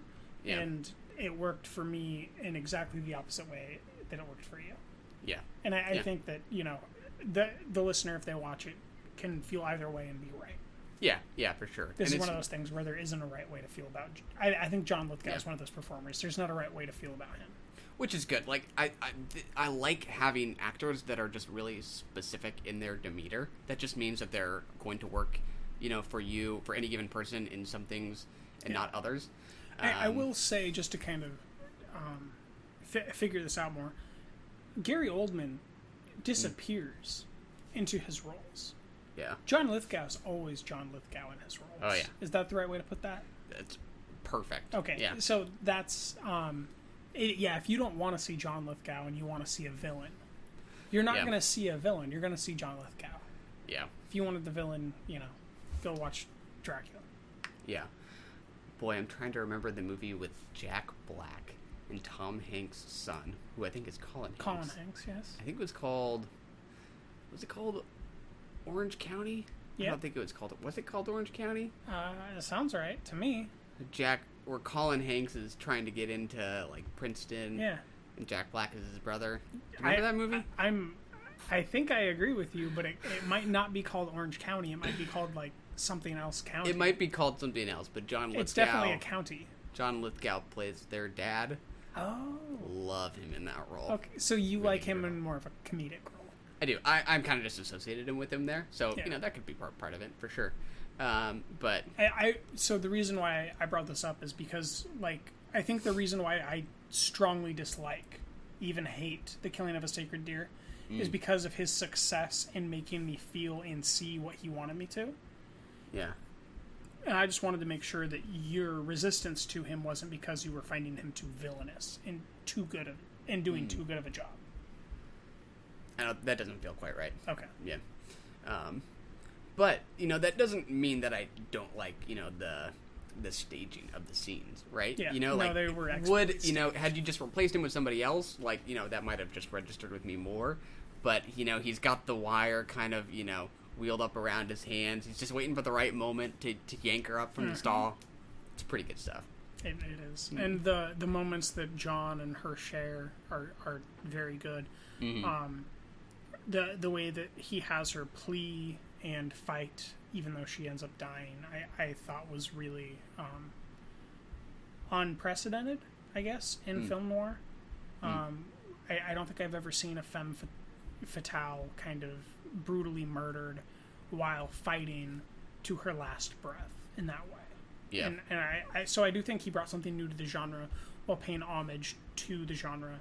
And I think that he deconstructed Hitchcockian masterpieces fairly well. Particularly Rope. Mm-hmm. Particularly Vertigo. Yeah.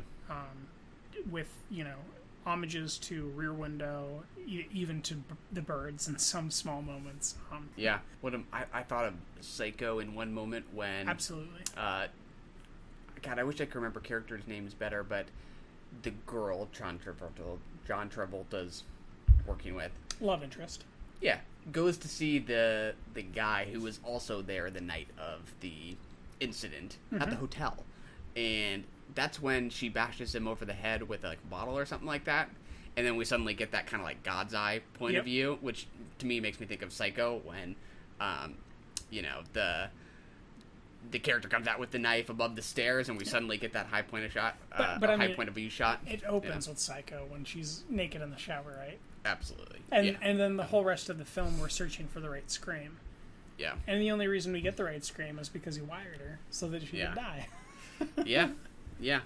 And to me that's cynicism or sort of pessimism right up to the end that is kind of fitting mood-wise with noir, as we've been talking about. And I think that his complete control over this film helped me understand why he wanted to adapt Oliver Stone's screenplay of Scarface. And it evoked in me an understanding of the similarities between Oliver Stone and Brian De Palma's sensibilities.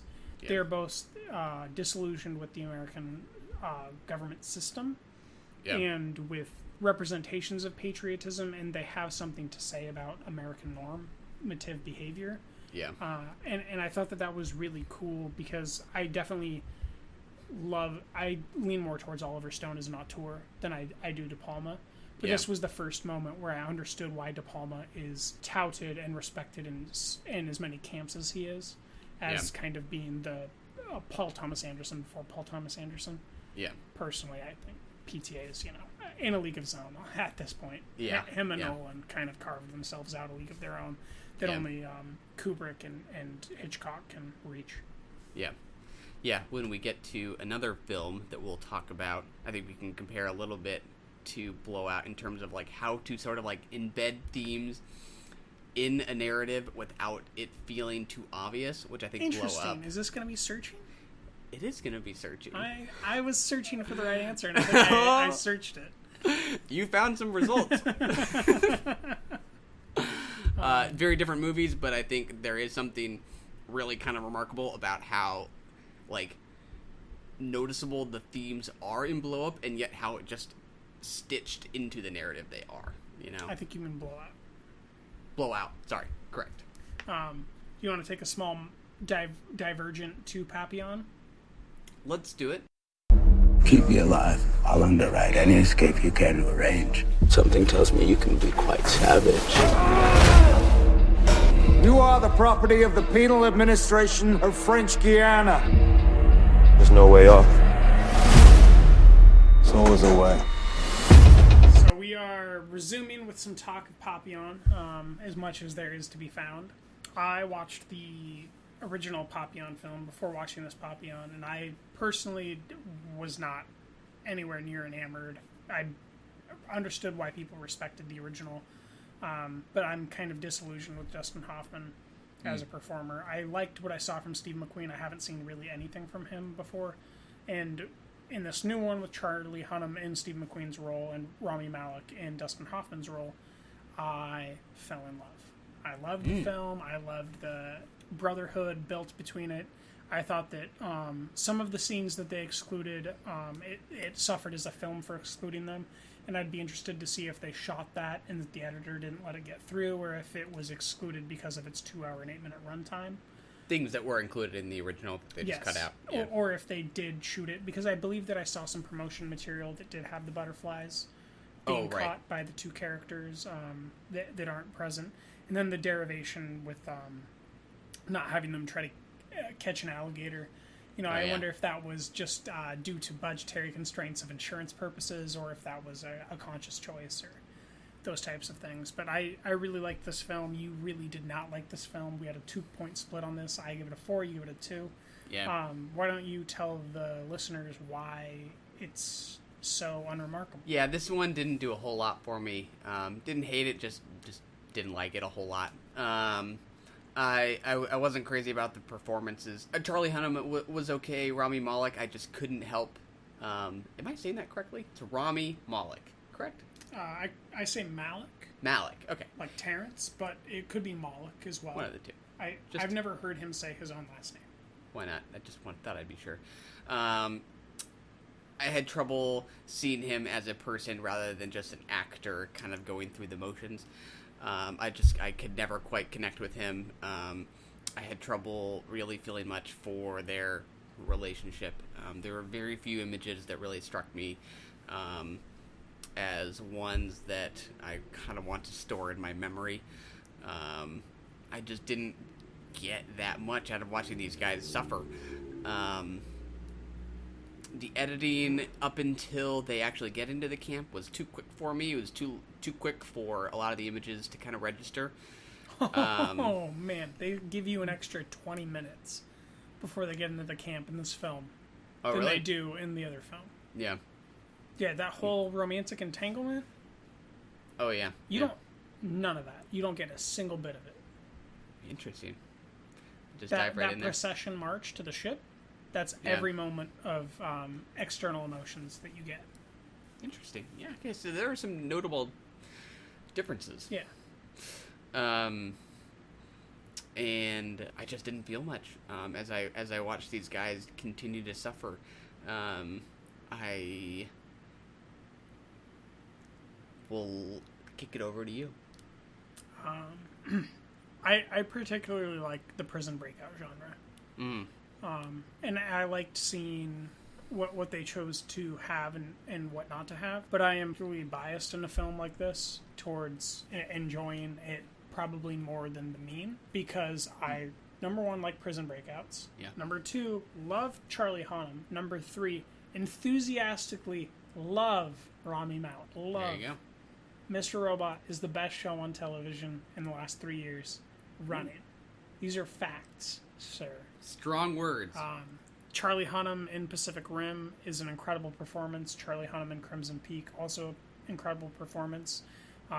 Kurt Sutter's Sons of Anarchy, he has a character arc that is kind of unprecedented, unless you point towards like Bryan Cranston in Breaking Bad. Oh yeah. So to compare it, you have to point at top tier television. Yeah. He's just one of those actors that I love watching the nuance of their performance and what they'll do with their bodies, their faces, their fingers, those choices that they'll make. I'm familiar with Rami's tics, so when I'm seeing his choices, I know what those are in conjunction to, and that they're new based on his body of work. Yeah. And so I'm deriving a certain sense of pleasure that is entirely extra textual to the film, and that certainly colored my positiveness. Yeah. I certainly considered giving it a 3.5. I went with a 4, but I completely understand a 3, even a 2.5. But I would, if you feel like you can offer some sort of extra detail, I'd like to understand why you gave it a 2, which means that it's below a average. You're saying it's less than an average film, and I'm just wondering why. Yeah, how I felt about it, I think, was certainly less than average. Sort of in my enthusiasm, in my eagerness to revisit it, in my interest in it thematically. So, I mean, I guess I usually kind of think about movies in 3 ways. One, how emotionally involved I am. In one way, how emotionally involved I am. 2, how thematically rich is it. 3, how formally exciting is it. Personally, I don't think the cinematographer had an eye that I really had a taste for. A lot of these images just fell flat for me.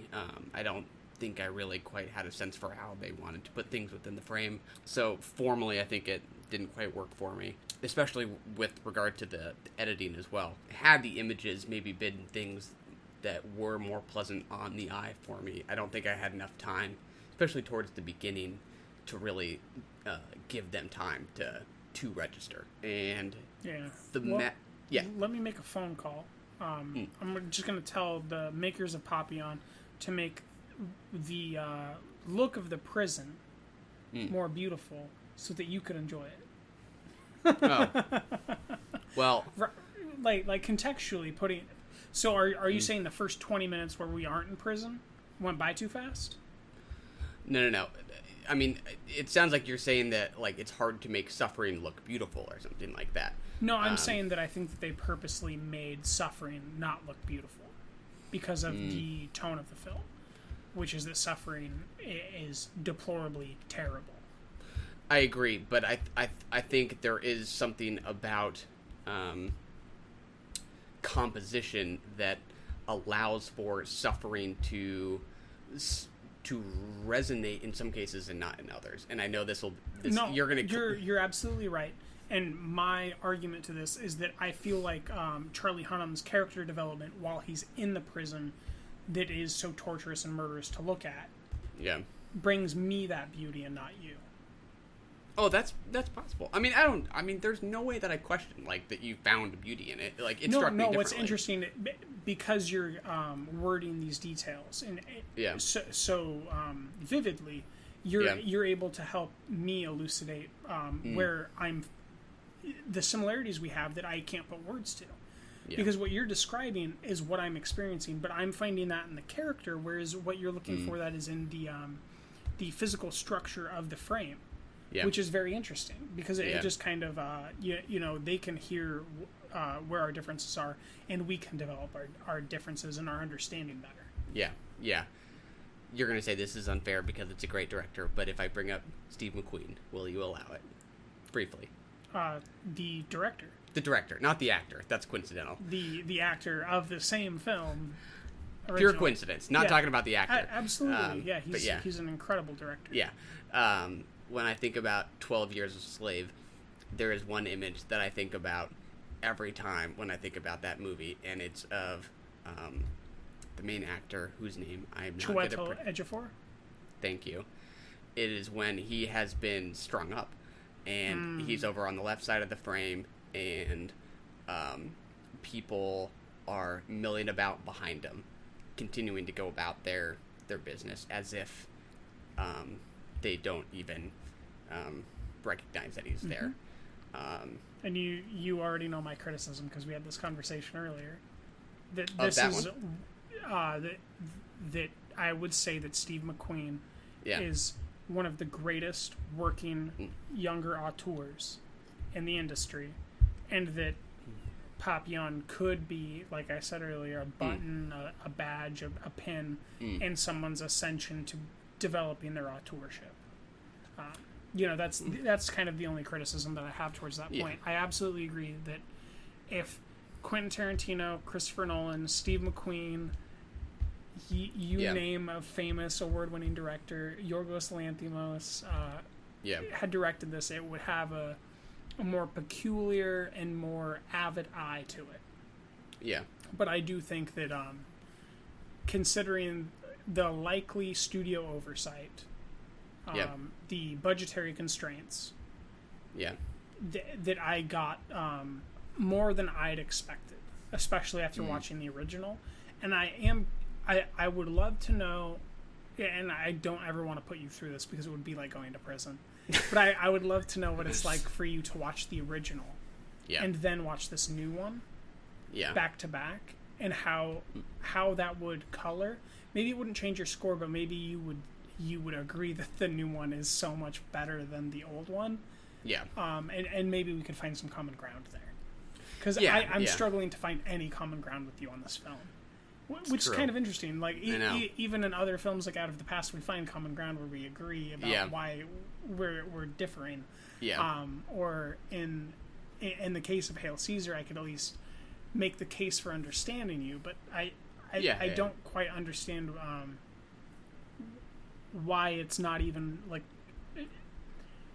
Are you giving it a 2 out of feeling, or are you giving it a 2 out of critical consensus? Like, are you saying it's not even a serviceable film? Because to me, a 2 is more of it's not even a serviceable film. No. We both gave Happy Time Murders a 2. Yeah. I think it's not even a serviceable film. Okay, then I think we're deviating there. Like, okay.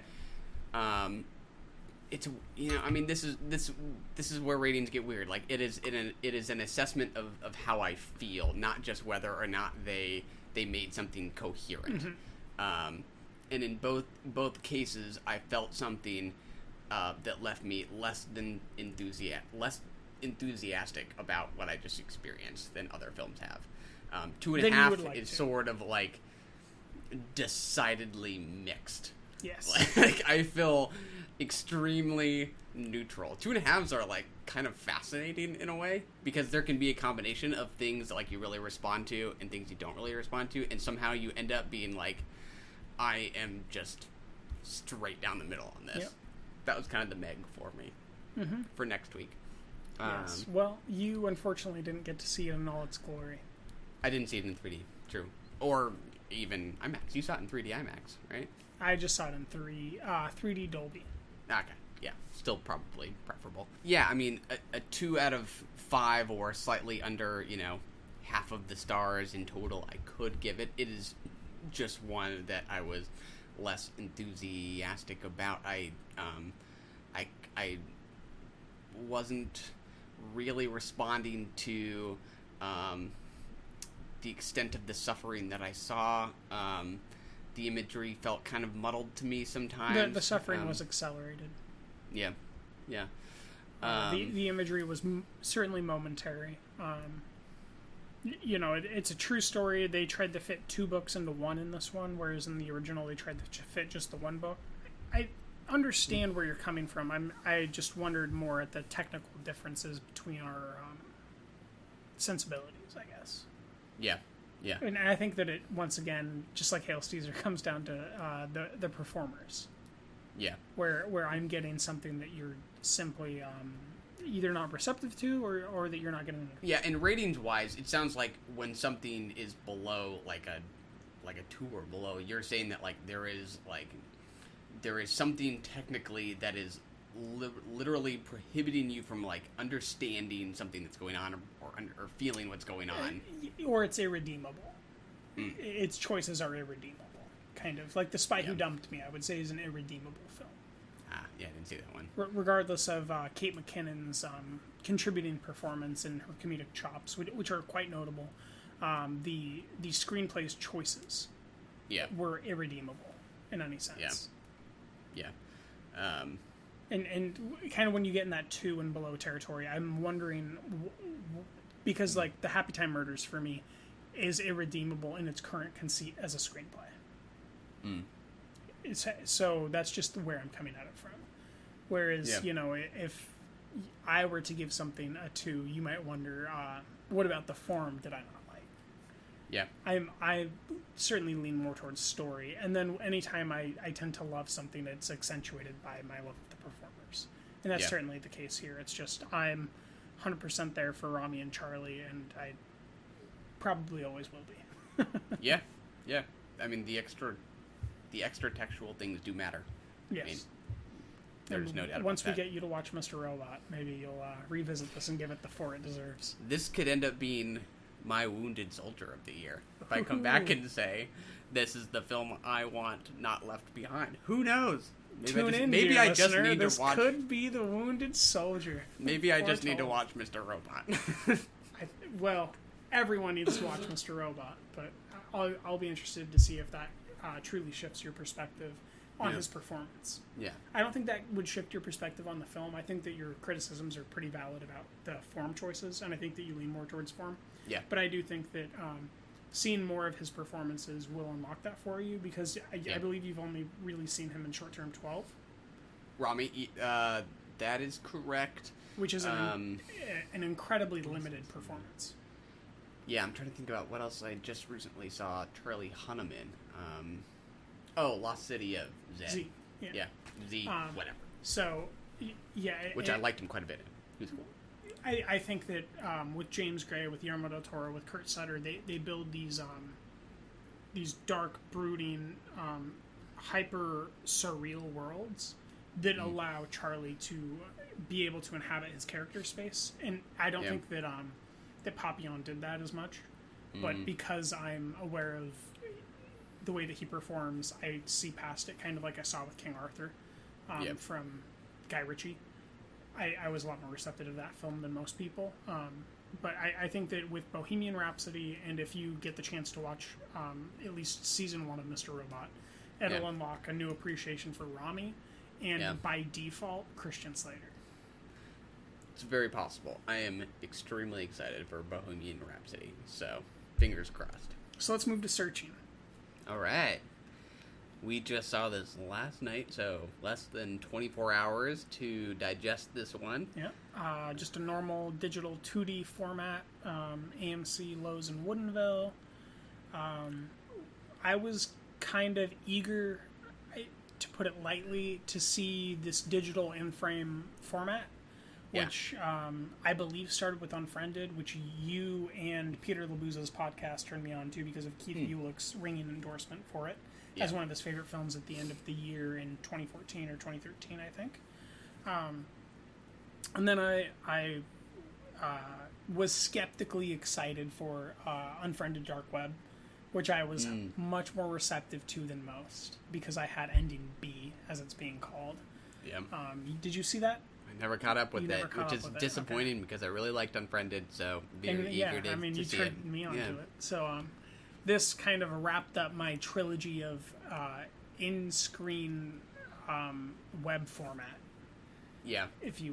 I think that your review had a very particular name for it that some film critic uses. Yeah, I think it was Nick Pinkerton at Film Comment who just called it desktop mise-en-scène. I mean, I think if you're talking about the 5 formal components of film, you're talking about editing, you're talking about cinematography, you're talking about sound, you're talking about mise-en-scène, and you're talking about narrative. Where were we? We were talking about searching and just how one person... The correct term as coined by Nick Pinkerton, which is, once again... He called it desktop mise-en-scène, which I don't know is even entirely accurate for this film, because we're not just seeing a desktop. We see things like a Google Maps page on a phone. Mm-hmm. It's not really a desktop.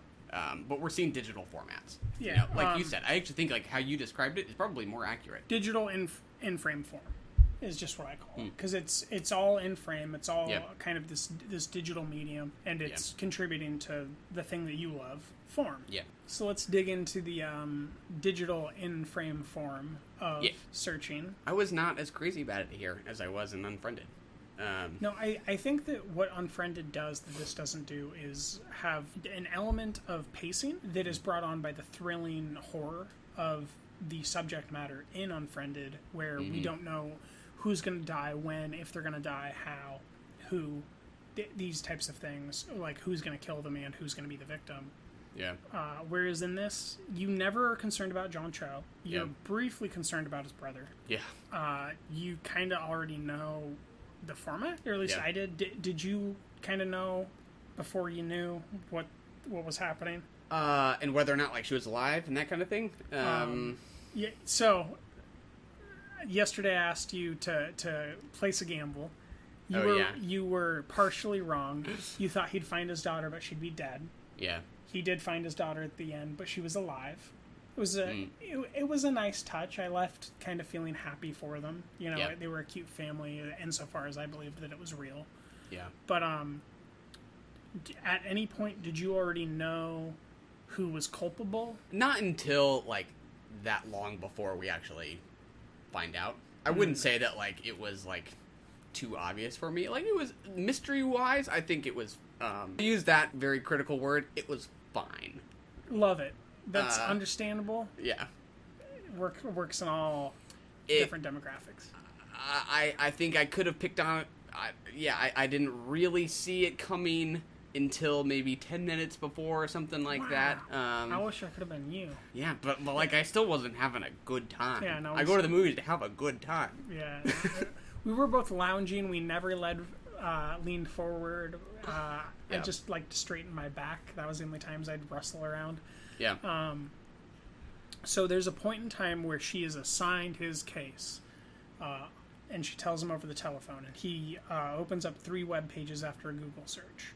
And all 3 of those web pages that are the top results are her being glorified. Yeah. And anytime someone's depicted only in glorification, I always know that they're kind of the villain. And that's when I was like, all right, she did it. And that's about 25 minutes in the movie. And from then on, I was just like, can we fucking hurry up? Yeah. I was very close to a 2.5 on this one. Yeah. I still think I might lower it, actually. I think that maybe talking about this might elucidate a better understanding of what I do and do not like about this particular picture. Yeah, I agree. It did seem conspicuous that we were getting such an obvious look at her accolades, but I wasn't quite sure like what the motive was until I started to realize it's not until we see on her Facebook page a quote about a mother's love for her son or her child. I was like, oh, okay, her son probably did something. And a mother's love. I wonder if that's going to come back. Oh, it just might. Just don't tell Mama. We have nice connections this week. But it took me a little while to sort of deduce what might be going on. But I don't think that the form really enhanced my excitement for the story. I think that you could have shot this film without this form constraint. It would have been better. And it would have been a better movie. Yeah. Because the performers, Deborah Messing and John Cho, are so strong that with the proper lighting and camera work and nuance and staging, it would have been so good. Yeah. And maybe that presentation wouldn't have telegraphed that Deborah Messing was culpable, or that her son was culpable and she was culpable by default. Yeah.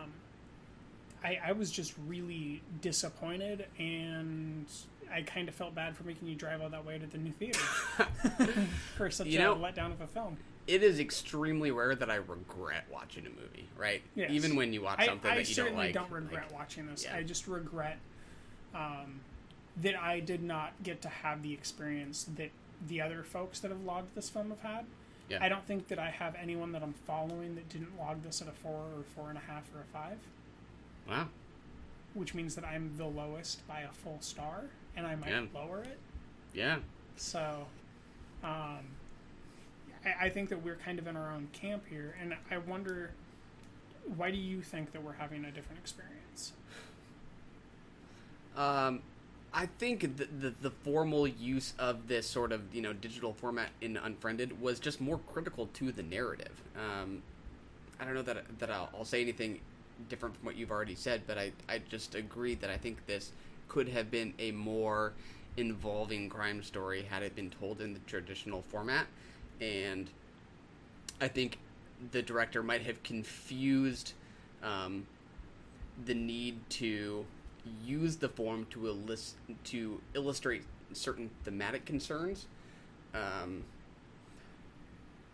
I don't think you need to necessarily leverage this format to make a point about the role of social media in our lives. No, I think this was a terrible illustration of the use of social media in our lives in conjunction to either of the Unfriended films. Yeah. The one thing that I wanted to ask you was if the first 15 minutes or so, it's probably shorter than that, but it felt like 15 minutes to me, gave you pleasure, or if you enjoyed it, or if it contributed to your experience in any way, those moments of just watching the desktop be navigated by the three parties of the family. Did that give you anything? Not really. I was very interested in it because of its use of point of view, but I don't think it was effective. I agree it was not effective. Yeah. But I was in the camp of it was stupid. It was a waste of time.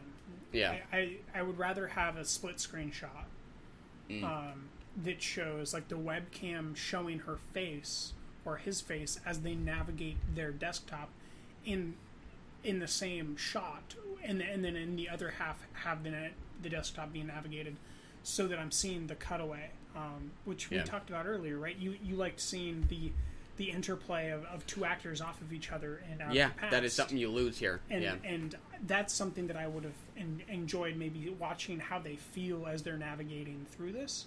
And there's moments where they get to it, but they go for realism, which is also known as graininess.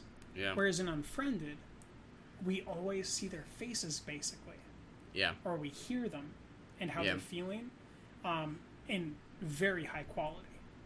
And I think that this pursuit for realism and graininess and lack of audible noises and emotions contributed to the difference that I find between Unfriended and this film. Yeah, I would completely agree. It's the use of point of view that I feel like is a little inconsistent here, and maybe that was just something that the director conceded was okay, but we get things that are from John Cho's perspective, and then things that are more from an omniscient perspective, that are just the desktop and the cursor doing things, but that we are not sort of instructed to conceptualize as John Cho doing them. Or we have no emotional grounding in why these actions are being taken. Yeah. Whereas in the Unfriended films, we 100% understand the emotional weight and the reasoning behind these actions. Yeah, for really simple reasons. And it's a video chat. And therefore you're kind of on the ride. Unfriended becomes a roller coaster, where this became like a drive-in movie where we just we were along for the ride, but we were leaning back in our seats, sipping drinks and just kind of taking it in and not really caring. Yeah, to me, there are still just, like, different directions that this format could be taken in that I think will be more striking. Like, I think about how it's kind of ironic that, like, most of us now sit at desktops all day long and stare at this kind of format. And then we see it in a movie and we say, how refreshing. How different is this? And it's like, well, we do see this all day long. That's kind of funny to me. And then the idea about, you know, cinema as being something voyeuristic, like, what's more voyeuristic these days than seeing what somebody does on their computer, right? Like, that seems to be, like, an increasingly intimate and private space, which I don't think this really penetrates. Yesterday you were saying that you don't think that a truly great film has been made in this format. Yeah.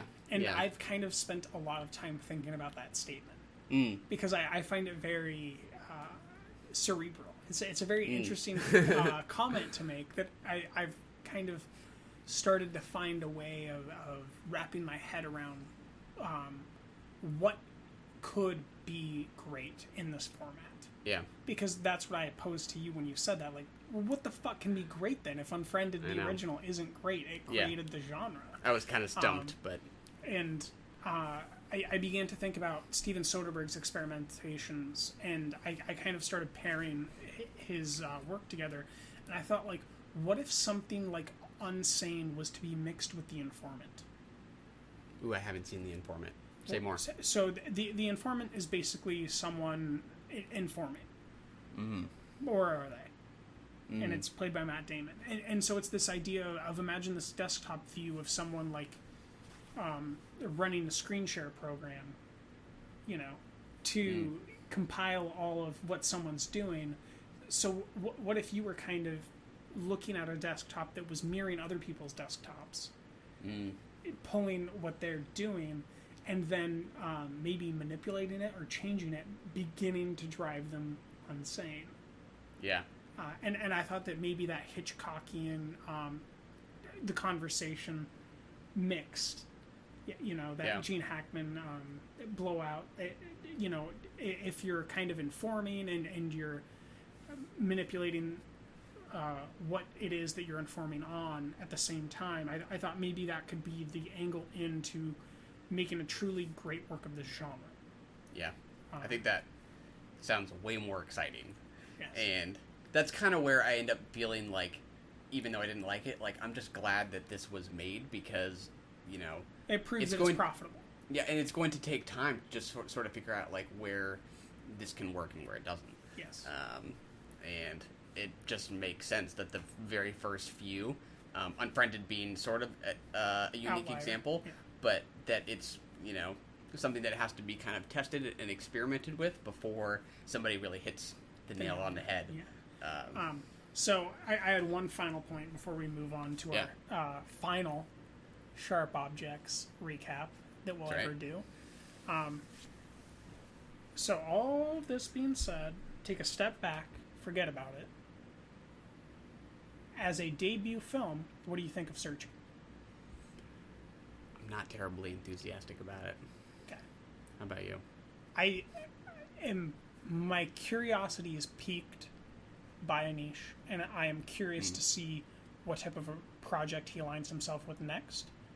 If it's equally experimental, I will be very scrutinizing, but if it is in the formal tradition, I would like to see what he does, because I think there were very good interrupted performances from Deborah and John, and I would like to see if he can capture those if he chooses the correct form. Yeah. But it sits at the bottom of my debut films this year.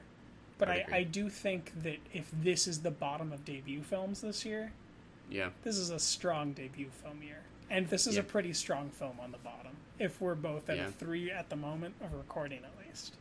Yeah, I guess I kept feeling like had this not had that format and it had been played in the typical way. But to me, it still felt kind of familiar just in its beats. Yeah, it's certainly a genre. It's an overwrought genre that telegraphed its navigation points. Yeah. And I think that everyone loving it might not watch that many movies. You know, it's not a criticism, it's just you know, if you don't watch stuff very often, then sometimes the traditional narrative can be very enamoring. You know, I think that's why some people thought that Gravity was a perfect film. Oh, yeah. Gravity's not a perfect film. It's a beautiful film now.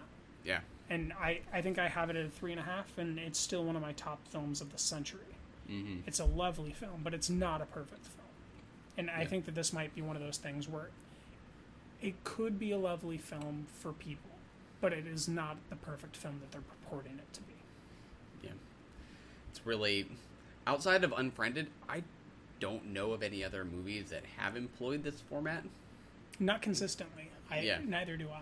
Yeah. So, lots yet to be seen. Lots yet to be seen. Well, I think that we're going to get to our final recap of Sharp Objects. This is episodes 7 and 8. What if after you die, part of you goes to heaven, part of you stays here? Just to see how things turn out. Let's dig in. Do you want to go off my notes? Or do you have an opening statement you'd like to make? Or let's dive into the notes. Yeah. All right. So once again, I took note of kind of the introduction, because the intros have been shifting every single episode. Yeah. And it became very startling, especially in episodes 7 and 8, their juxtaposition. So just record, spinning fan, Amy's eyes moving. Then we cut to barbed wire fencing. Then we have the wires connected, but also reflecting the barbed wire fencing, kind of elucidating the feeling of a prison. And then we have girls roller skating, eliciting this feeling of freedom and bliss. And kind of this time, the intro, I knew exactly what the tone was.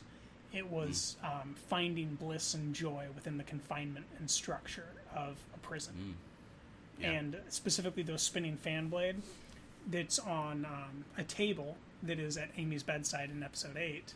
And this intro is cut directly into the pig farm fan. So it's that begets the idea of movement and prison at the same time. Yeah. And especially stasis and dynamism at the same time. Yes. Yeah. And then in episode 8 it goes on to the feeding of the children. Yeah.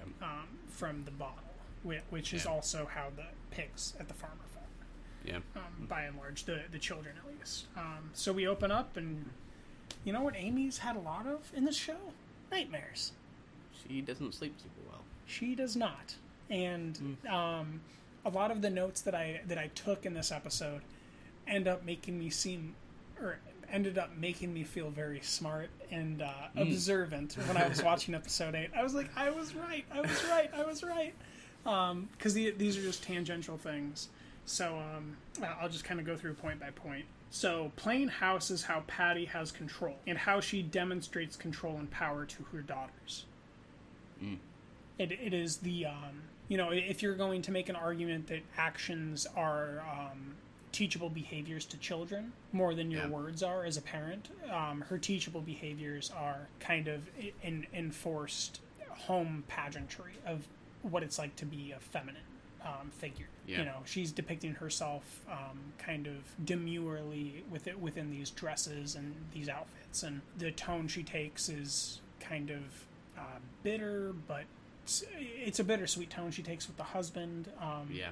And just this lackadaisical control. Yeah. And this goes on to have a pretty big part in episode 8. I'll say. Episode 7 has its notes, but this is really just about building up to episode 8. This is a foundation for the conclusion, for sure. Amma gives power and control to Adora by doing drugs to get sick, so Adora can care for her and process or grieve for her dead daughter. This was kind of a note to myself where I'm trying to figure stuff out, and this is one of those notes where I felt like a genius in episode 8. You're like, I got it! So, what do you think about Amma giving power and control to Adora? Do you agree that she's giving it up, or? Yeah, I do agree. This was something that made me think a little bit about Phantom Thread. Yes. Right. I wonder why. Wonder why? Yeah, I don't remember any mushroom tripping in this show. Well, similar use of self-poisoning? Sickliness. Mm-hmm. Yes. Exactly. Used in very different context, but something that came to mind nevertheless. No, absolutely. I didn't think of that, but I absolutely agree that one should think of that. Yeah. The figureheads of Windgap are attached to their power and willing to do anything to not sacrifice it. This note was taken when I was watching the sheriff kind of continually make the incorrect choices. Not because it made sense, but because it was where he was led by other figureheads within the town. Yeah. And so, this begets that historical generational violence that Gillian was talking about, where, money helps you suffer less. And so anything that brings about your prosperity, you're not going to look at as scrutinizingly as you're going to look at something that doesn't bring about your prosperity. And so he's particularly targeting weaker, younger, less wealthy individuals in these murders than he is wealthy, older individuals. Yeah. Then there's a particular line that's said by the brother of one of the girls killed before he's in bed with Camille. Mm-hmm. And that is, they killed off the two girls with minds of their own. Yeah. Apparently they don't have a place in Windgap when you have women like the Preaker girls. Yeah, unless, Adora's your mother, I think. Yeah, precisely. And then I just wrote down that that episode felt like it was 10 Cloverfield Lane in its tone. Oh, interesting.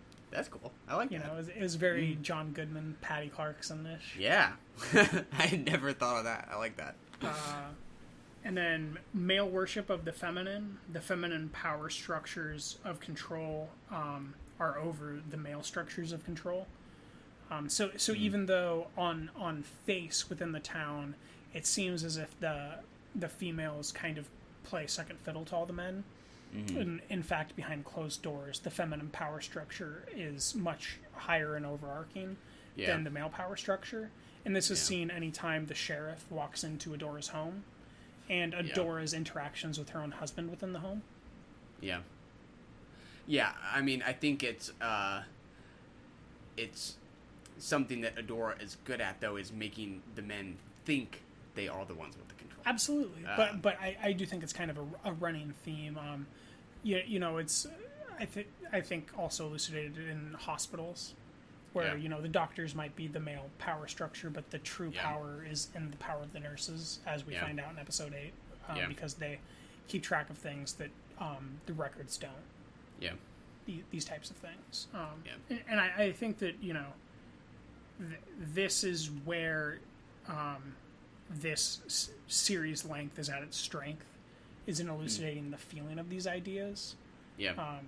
I think we both maybe came to feel that it didn't need as many episodes as it did, or as much time as it does. Yeah, I saw that you noted that. Yeah, I would agree.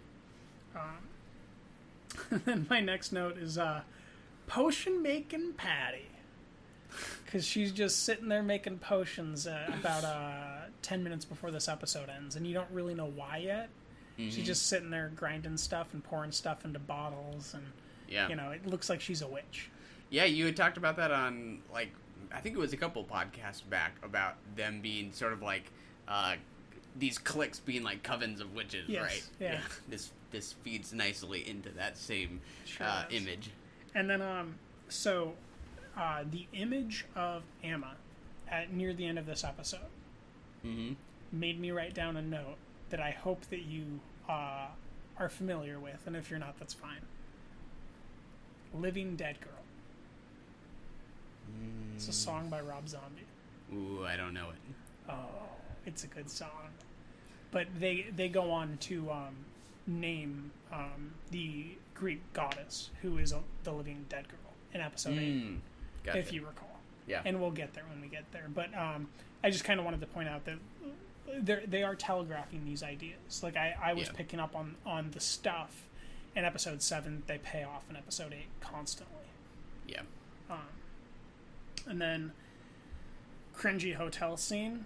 Oh my god! Ooh. I just averted my eyes when Chris walked in that door. I was like, Chris, no!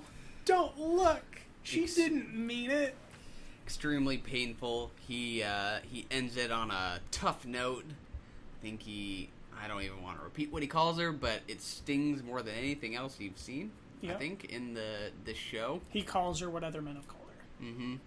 But he was the one that wasn't calling her that and was sticking up for her. And it's a tough scene. It's very tough. But it's understandable. Yeah. That's what makes the show hard. There's no easy person to root for. Yeah, absolutely. And that's sort of in fitting with the noir conventions, right? Mm-hmm. About, not sure if there's anybody that's all good. They drink, they smoke, Patty's got shiny hair, some of the men wear ties. Mm-hmm. Boom, it's a noir. There you go. And the lady had one too many gentleman callers. That she did. And that's how you know you're watching a noir. And then Potion making Patty builds into this note the infantilization of her daughter and her daughters. But at the end of this episode, it's Amma. Yeah. She is making Amma sick with the potions that she'd been making earlier. Yeah. Or you could call them whatever you want to call them. I'm going to call them potions. I like potions. You could also call them poisons. Yeah. But it needs to start with a P if you're dealing with me. Oh, witch's brew, perhaps? Mm-hmm. Oh, witch's brew potion. Yeah. All right. Any last words you want to say about Falling? That's kind of the first time that I guess I'll try to come up with some sort of an abbreviation here. This is the first time she willingly takes off her clothing for a man and allows herself to be read. And she literally says, "You read me." I think they've both been drinking, but it is kind of the first time she reveals herself to a man and allows herself to be read. And when she has intercourse, she's not submitting to any other power. She's kind of on equal footing. It is interesting. In the last scene that we get kind of between them of intimacy, he kisses her scar that says mercy. And it was just it was a very well-toned episode in the television format. I don't think it was good in the limited series format. I think that it was a good episode, but I think that kind of the first half of it wasn't suited to a limited series format. I think that a limited series format calls for more attention and more direction than I've been seeing with the episodes. Particularly knowing how this ends, I think that you could have gotten here in 6 episodes, and I think that the episodes could have been slightly shorter and tighter. Yeah. Oh yeah, I would not disagree. As much as I like episode 8, which we'll talk about shortly, I think it might have just hit me even harder had this been a little tighter. Yes.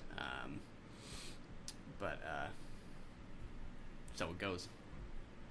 Episode 8. So it goes. Let's get to Milk. Just don't tell Mama. Milk. So the intro evokes respect and the feeling of a stalwart societal totem. It opens without the rotations that we're used to. Mm-hmm. It opens with blood. It opens with wire. It opens with barbed wire. And it opens with the totems.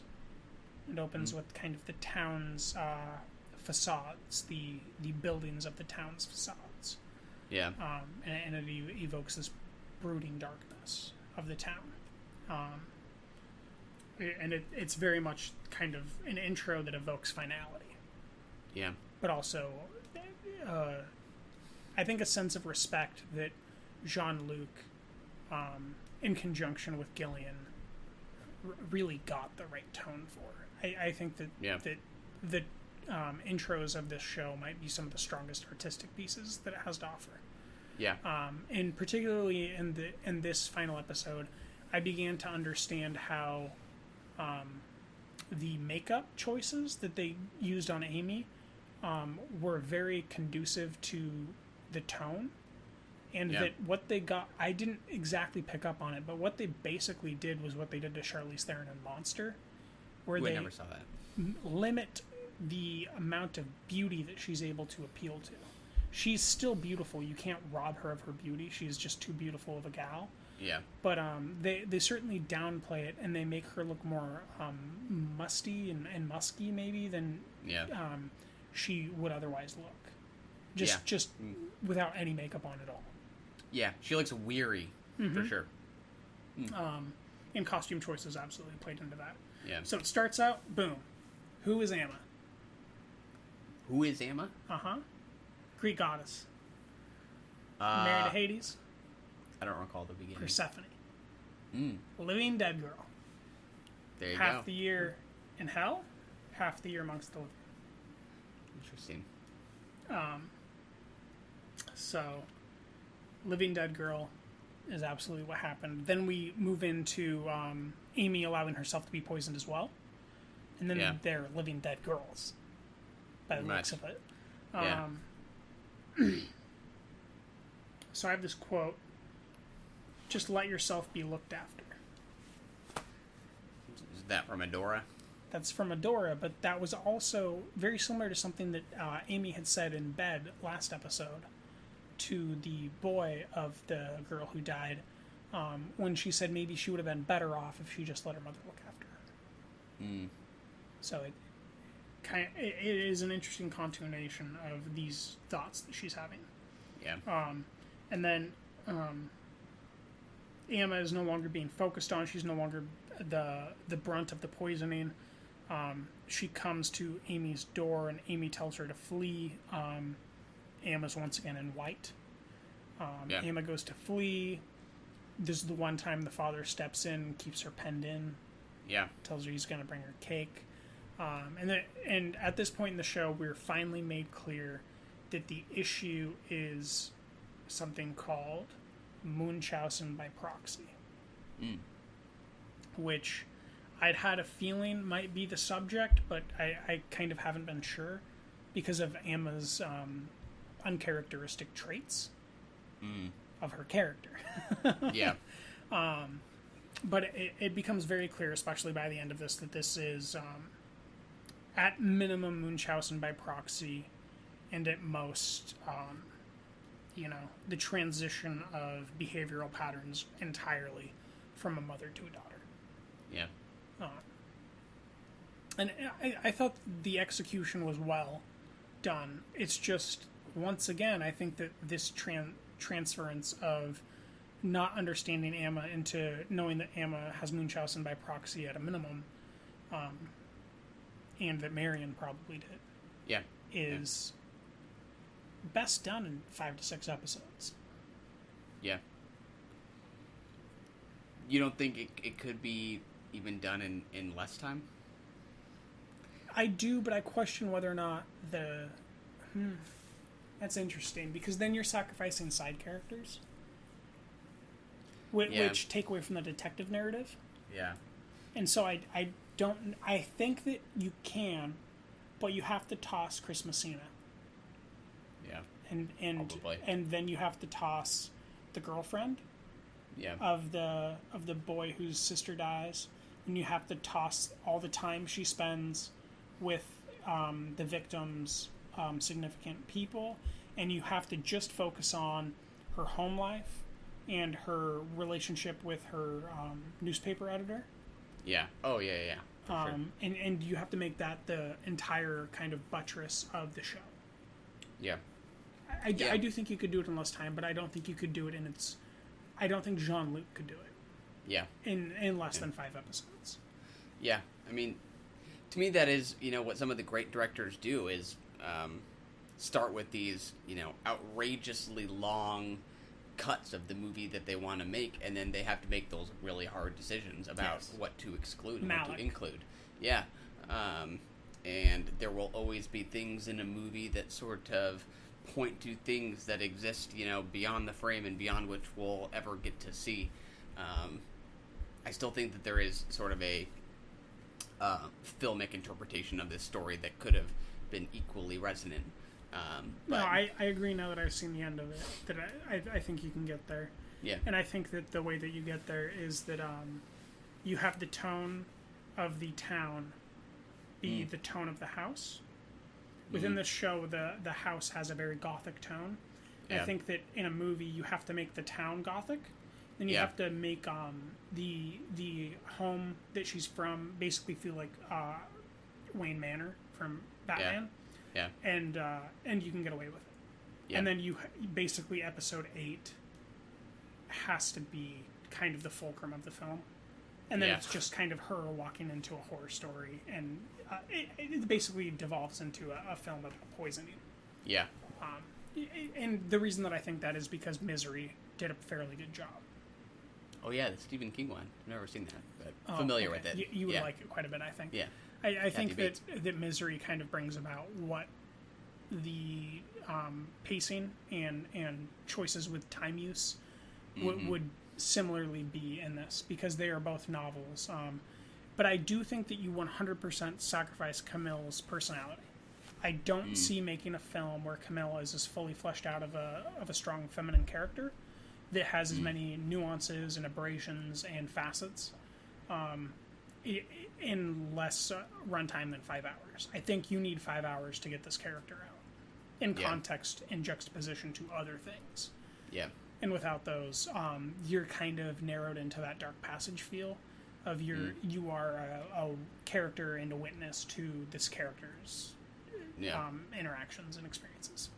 Yeah, I definitely felt that when we get I forget which episode it was, when we do get the flashback to her in the, facility with her roommate. Yes. I mean, I do think that was a pretty important and I don't backstory. think you get that in a film. Say that again? I don't think you can get there in a film. I agree. I do think that you start that would... there, maybe. Yeah, I can't quite figure out how you would integrate that, in a tighter timeline, but I think that was kind of an important flashback in enriching her character and her history of trauma. Yes. Especially because it's something that involved somebody else. It wasn't something she did to herself, although she does do something to herself in that scene. But I think that was a pretty important sequence that really earned its own episode. Yes. So it's hard. Again, that's why we don't do it. Yeah. All right, so just plain and simple, Patricia Clarkson's physical performance is incredible. I took this note while she was nursing Amy Adams' Camille in the bathtub. She is on her knees. She's got a sick bucket to the side of Amy Adams' character, and Amy's hand is on the bathtub, and she's doing this kind of motherly but controlling pattern of finger tapping and massaging to her hand that is both alleviating and induces the idea of control. And she's been doing that every episode, the whole show. She, I think, is the standout for me in performers here by a long shot. What do you think? I would agree.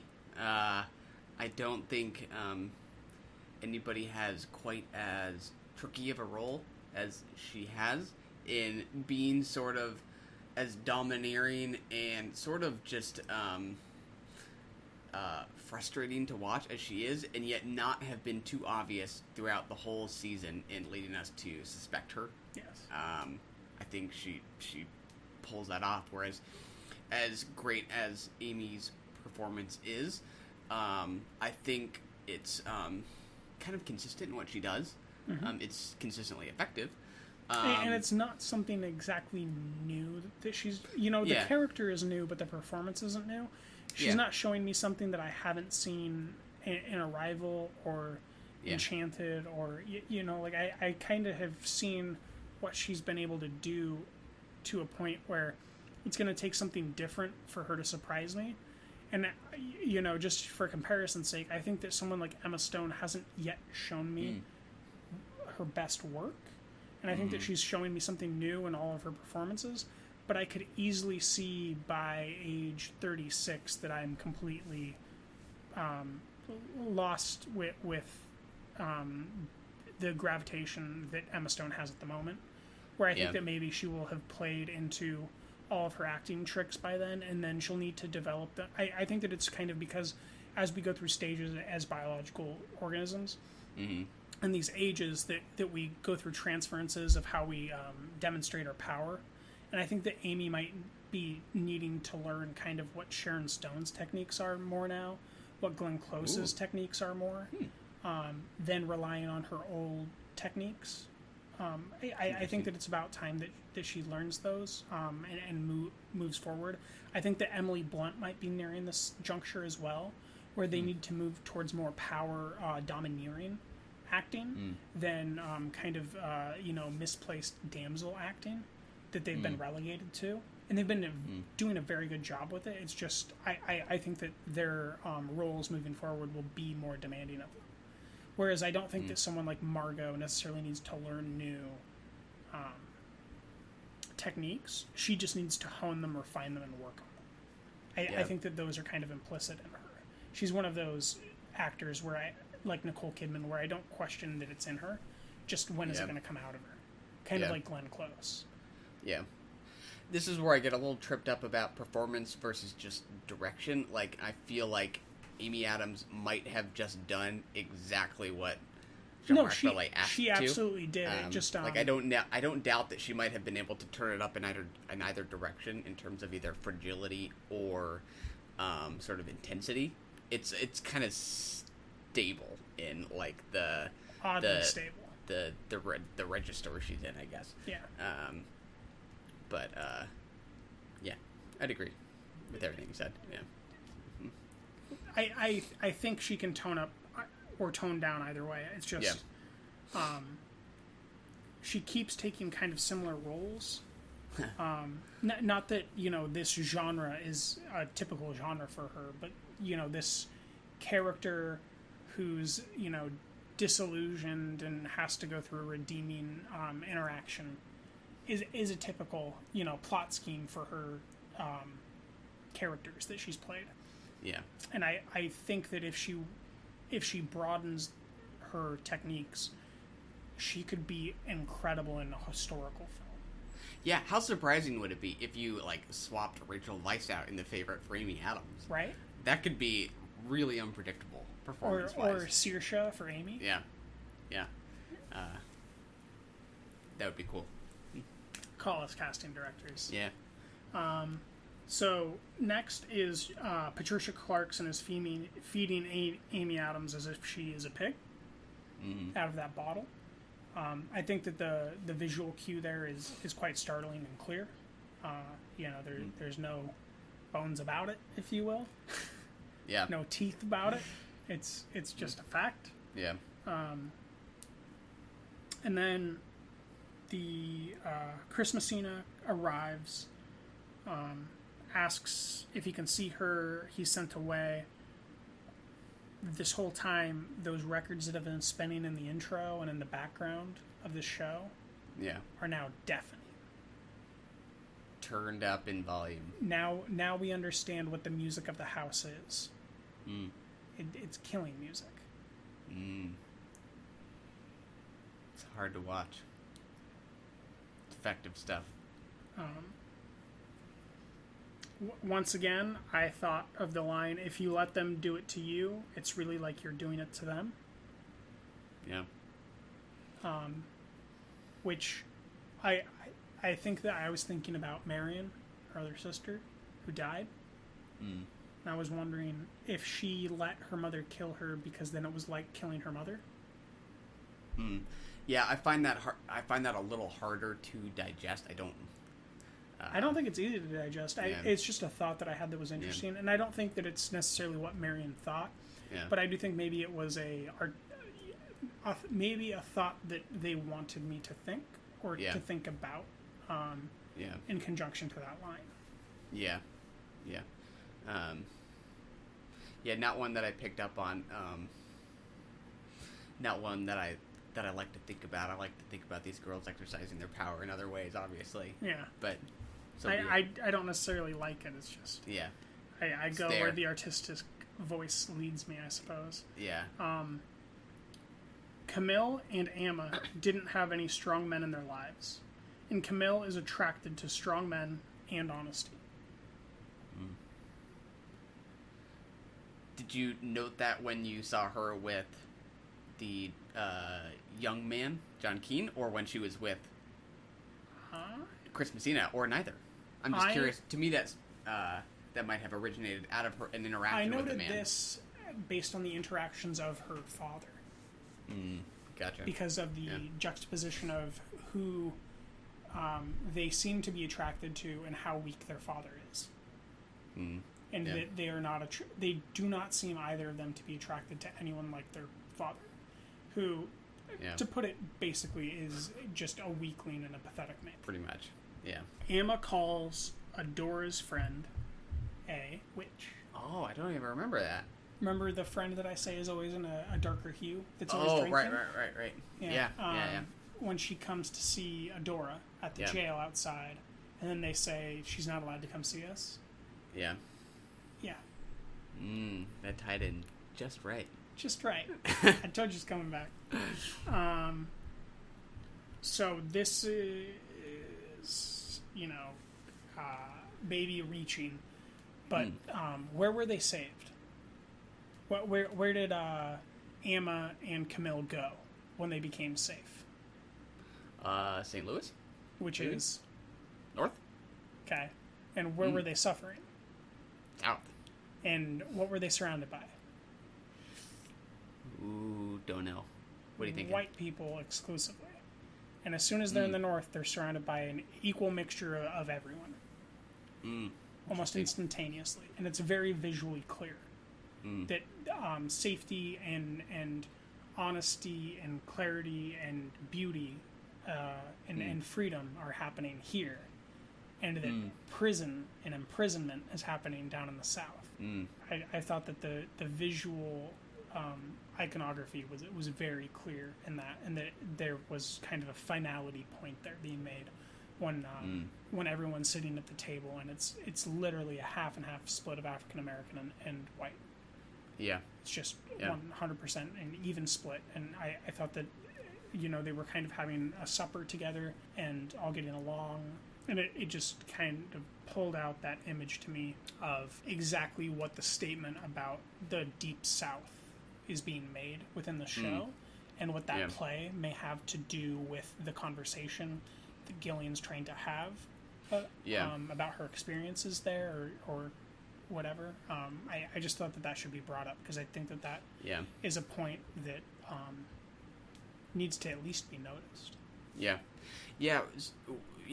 What this series is doing with race has been something that it's kind of just barely come into my mind and then gone out, because it is to me it has been on the periphery sort of what I've absorbed.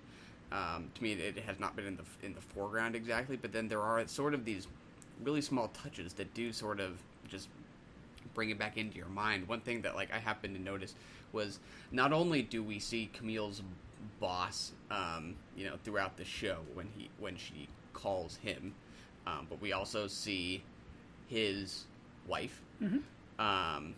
We see in episode 8, it might have been episode 7, she calls him, and there is a newspaper clipping on the wall, and it's of a newspaper from Obama's inauguration. Oh, I don't think I saw that. Yeah, and it says, "It's Obama." I think there's an exclamation mark or something like that. Really subtle. It's hard to know what to really take away from it. Yeah. Or what he's kind of trying to demonstrate. Yeah. It could be extra textual. I haven't read the book. I think you read the book.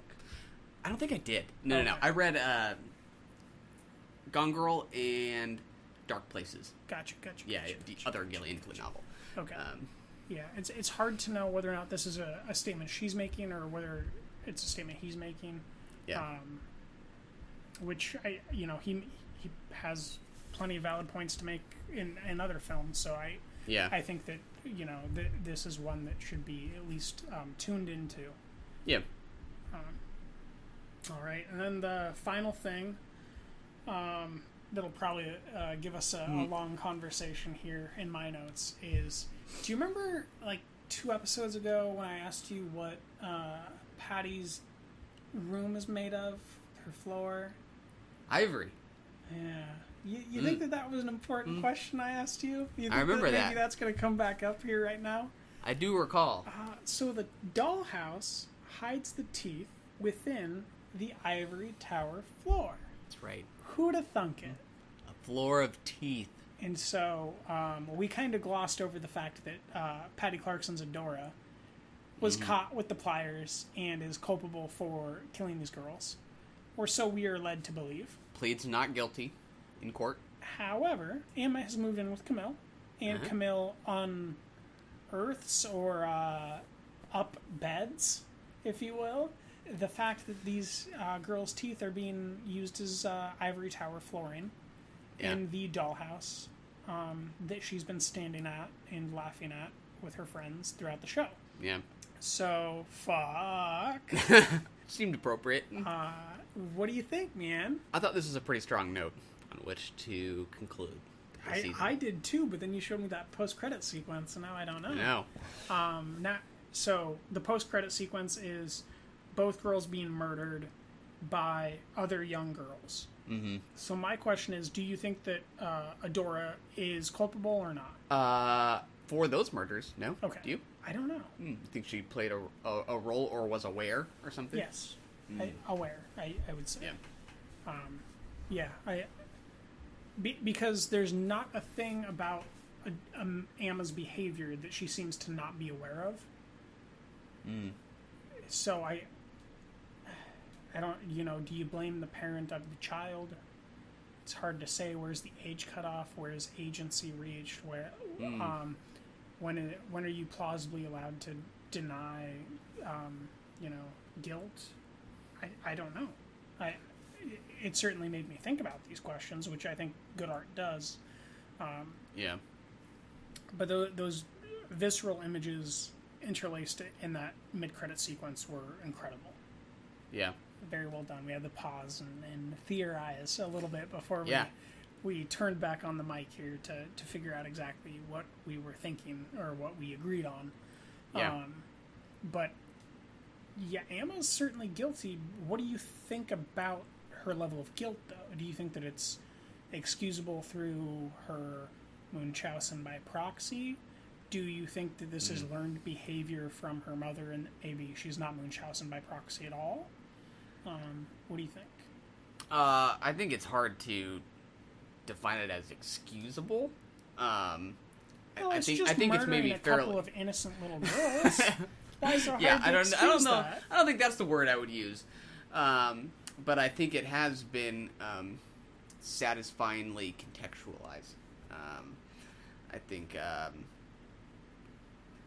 there are certain murder mysteries like this where you're thrown in a direction in an attempt to surprise you that feels more like a stretch than is necessary just to provide shock. I found this as surprising as it was understandable. Not excusable, but in keeping, I think, with the narrative and with what we have come to understand about Emma. Yeah. So you think Adora is 100% innocent?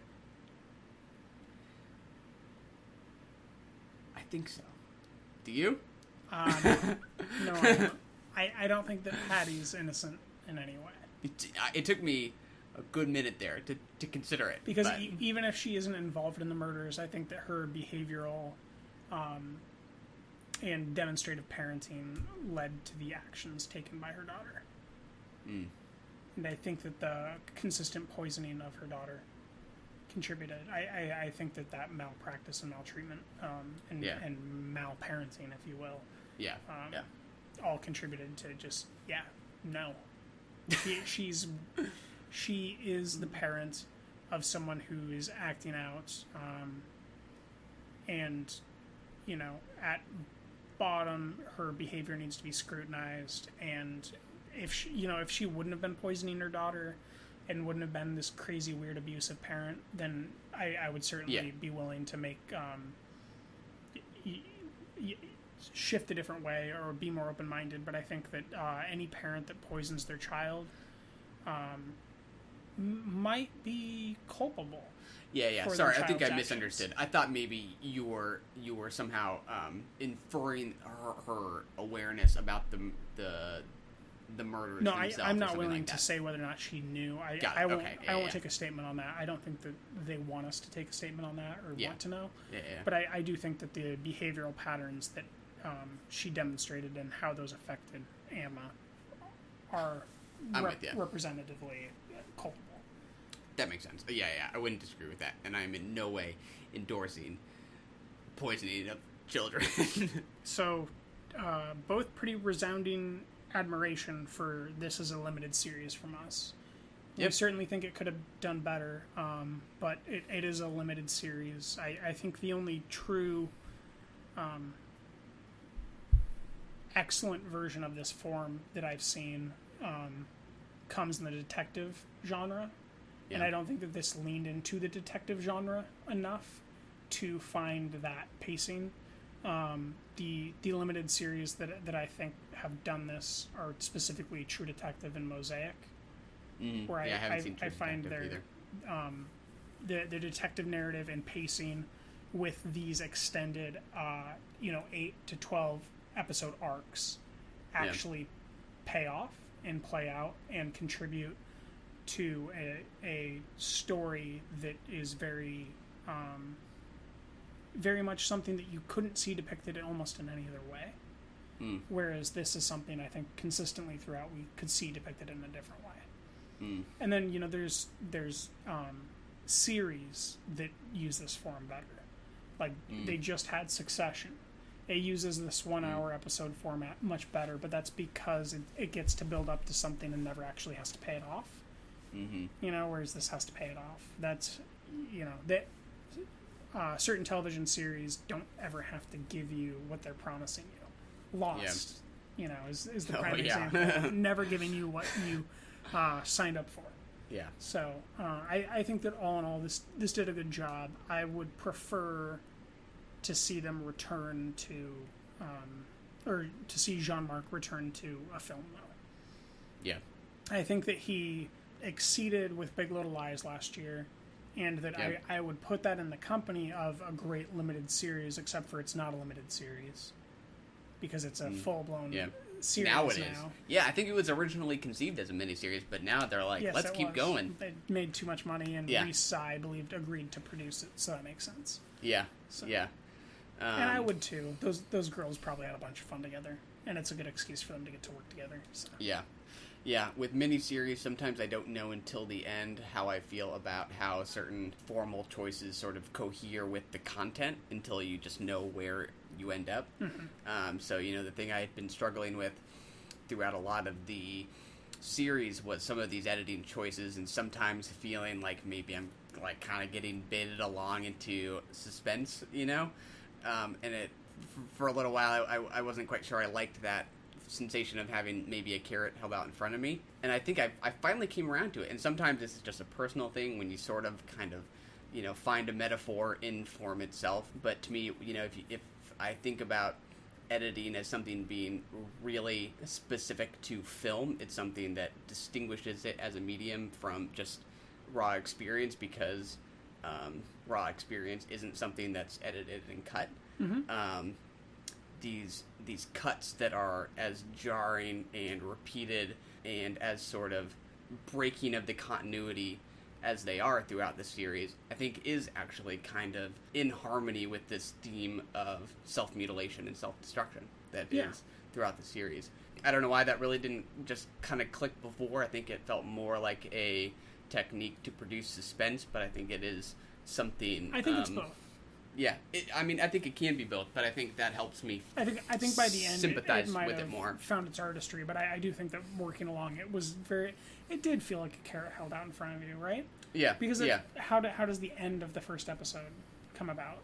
That's the first time you know that she's got scars. Yeah. You know, and here's the carrot. Tune in for episode 2. So they are absolutely using it kind of as that marketing ploy. But it's also playing into the artistry of the work, which did take me a little bit to come along to, but I think I was more confident in it arriving there than you were at first. Yeah. To me, it's probably something that I think was something that I absorbed despite what it may have been intended to use. That happens sometimes. Like, there are really... You can enjoy things despite what a director might have been intending to do. You know, directorial intent is only so much. Once they hand it over, it's for us to kind of do what we will with it. So whether or not there was any, whether or not he had any intent, to sort of make that connection between sort of a cutting up of the medium itself at routine intervals, just as sort of Amy Adams does that to herself as she revisits these memories, I think sort of did click at a certain point, and it worked. Yeah. And it was fun. It was. All right. Well, that, sadly, I think ends our continual recurring Sharp Objects recap. Next episode, we should be digging into the first 2 episodes, if not more, probably just the first 2, of Jack Ryan from Amazon in our globalism episode. Should be a good change of pace from the darkness of Sharp Objects. This perhaps will be a different kind of tone. And then we'll switch right back to, probably the week after, The Deuce. Get right back into our psychosexual darkness in the underbelly of the Naked City itself. Not going to keep it light for long. New York. So enjoy John Krasinski while you can. And now we're going to do a little bit of a recurring segment where we tell you what the show averages between us 2 budding film critics are for the titles that we've discussed. So Sharp Objects, all 8 episodes contextualized in the final review. We each gave a 4 to. 4 and a 4.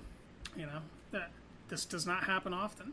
The Naked City, you gave a 3.5. I gave a 4.5. We've gotten averages a show as a 4. Searching, we have a show average of 3.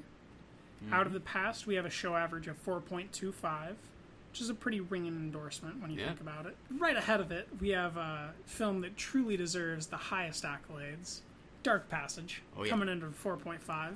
And then we have Papillon coming in at 3, in between my 4 and your 2. Split there. And then Blowout, as a show, we have at a 4.5. I think that's all from Drinking the Movies this week. This has been Taylor. And Michael. Tune in next week for Globalism and Jack Ryan, and a beer different than our Funky Red Ale, which I think we've both finished and we both found quite delightful. Absolutely. The films in our Globalism discussion will include The Meg, Crazy Rich Asians, Armageddon, as well as there's one I'm forgetting. Avengers Infinity War? That's right. Tune in ahead of time and join us for the conversation. Thanks for tuning in. See you next week. Adios. We have to go. I'm coming with you.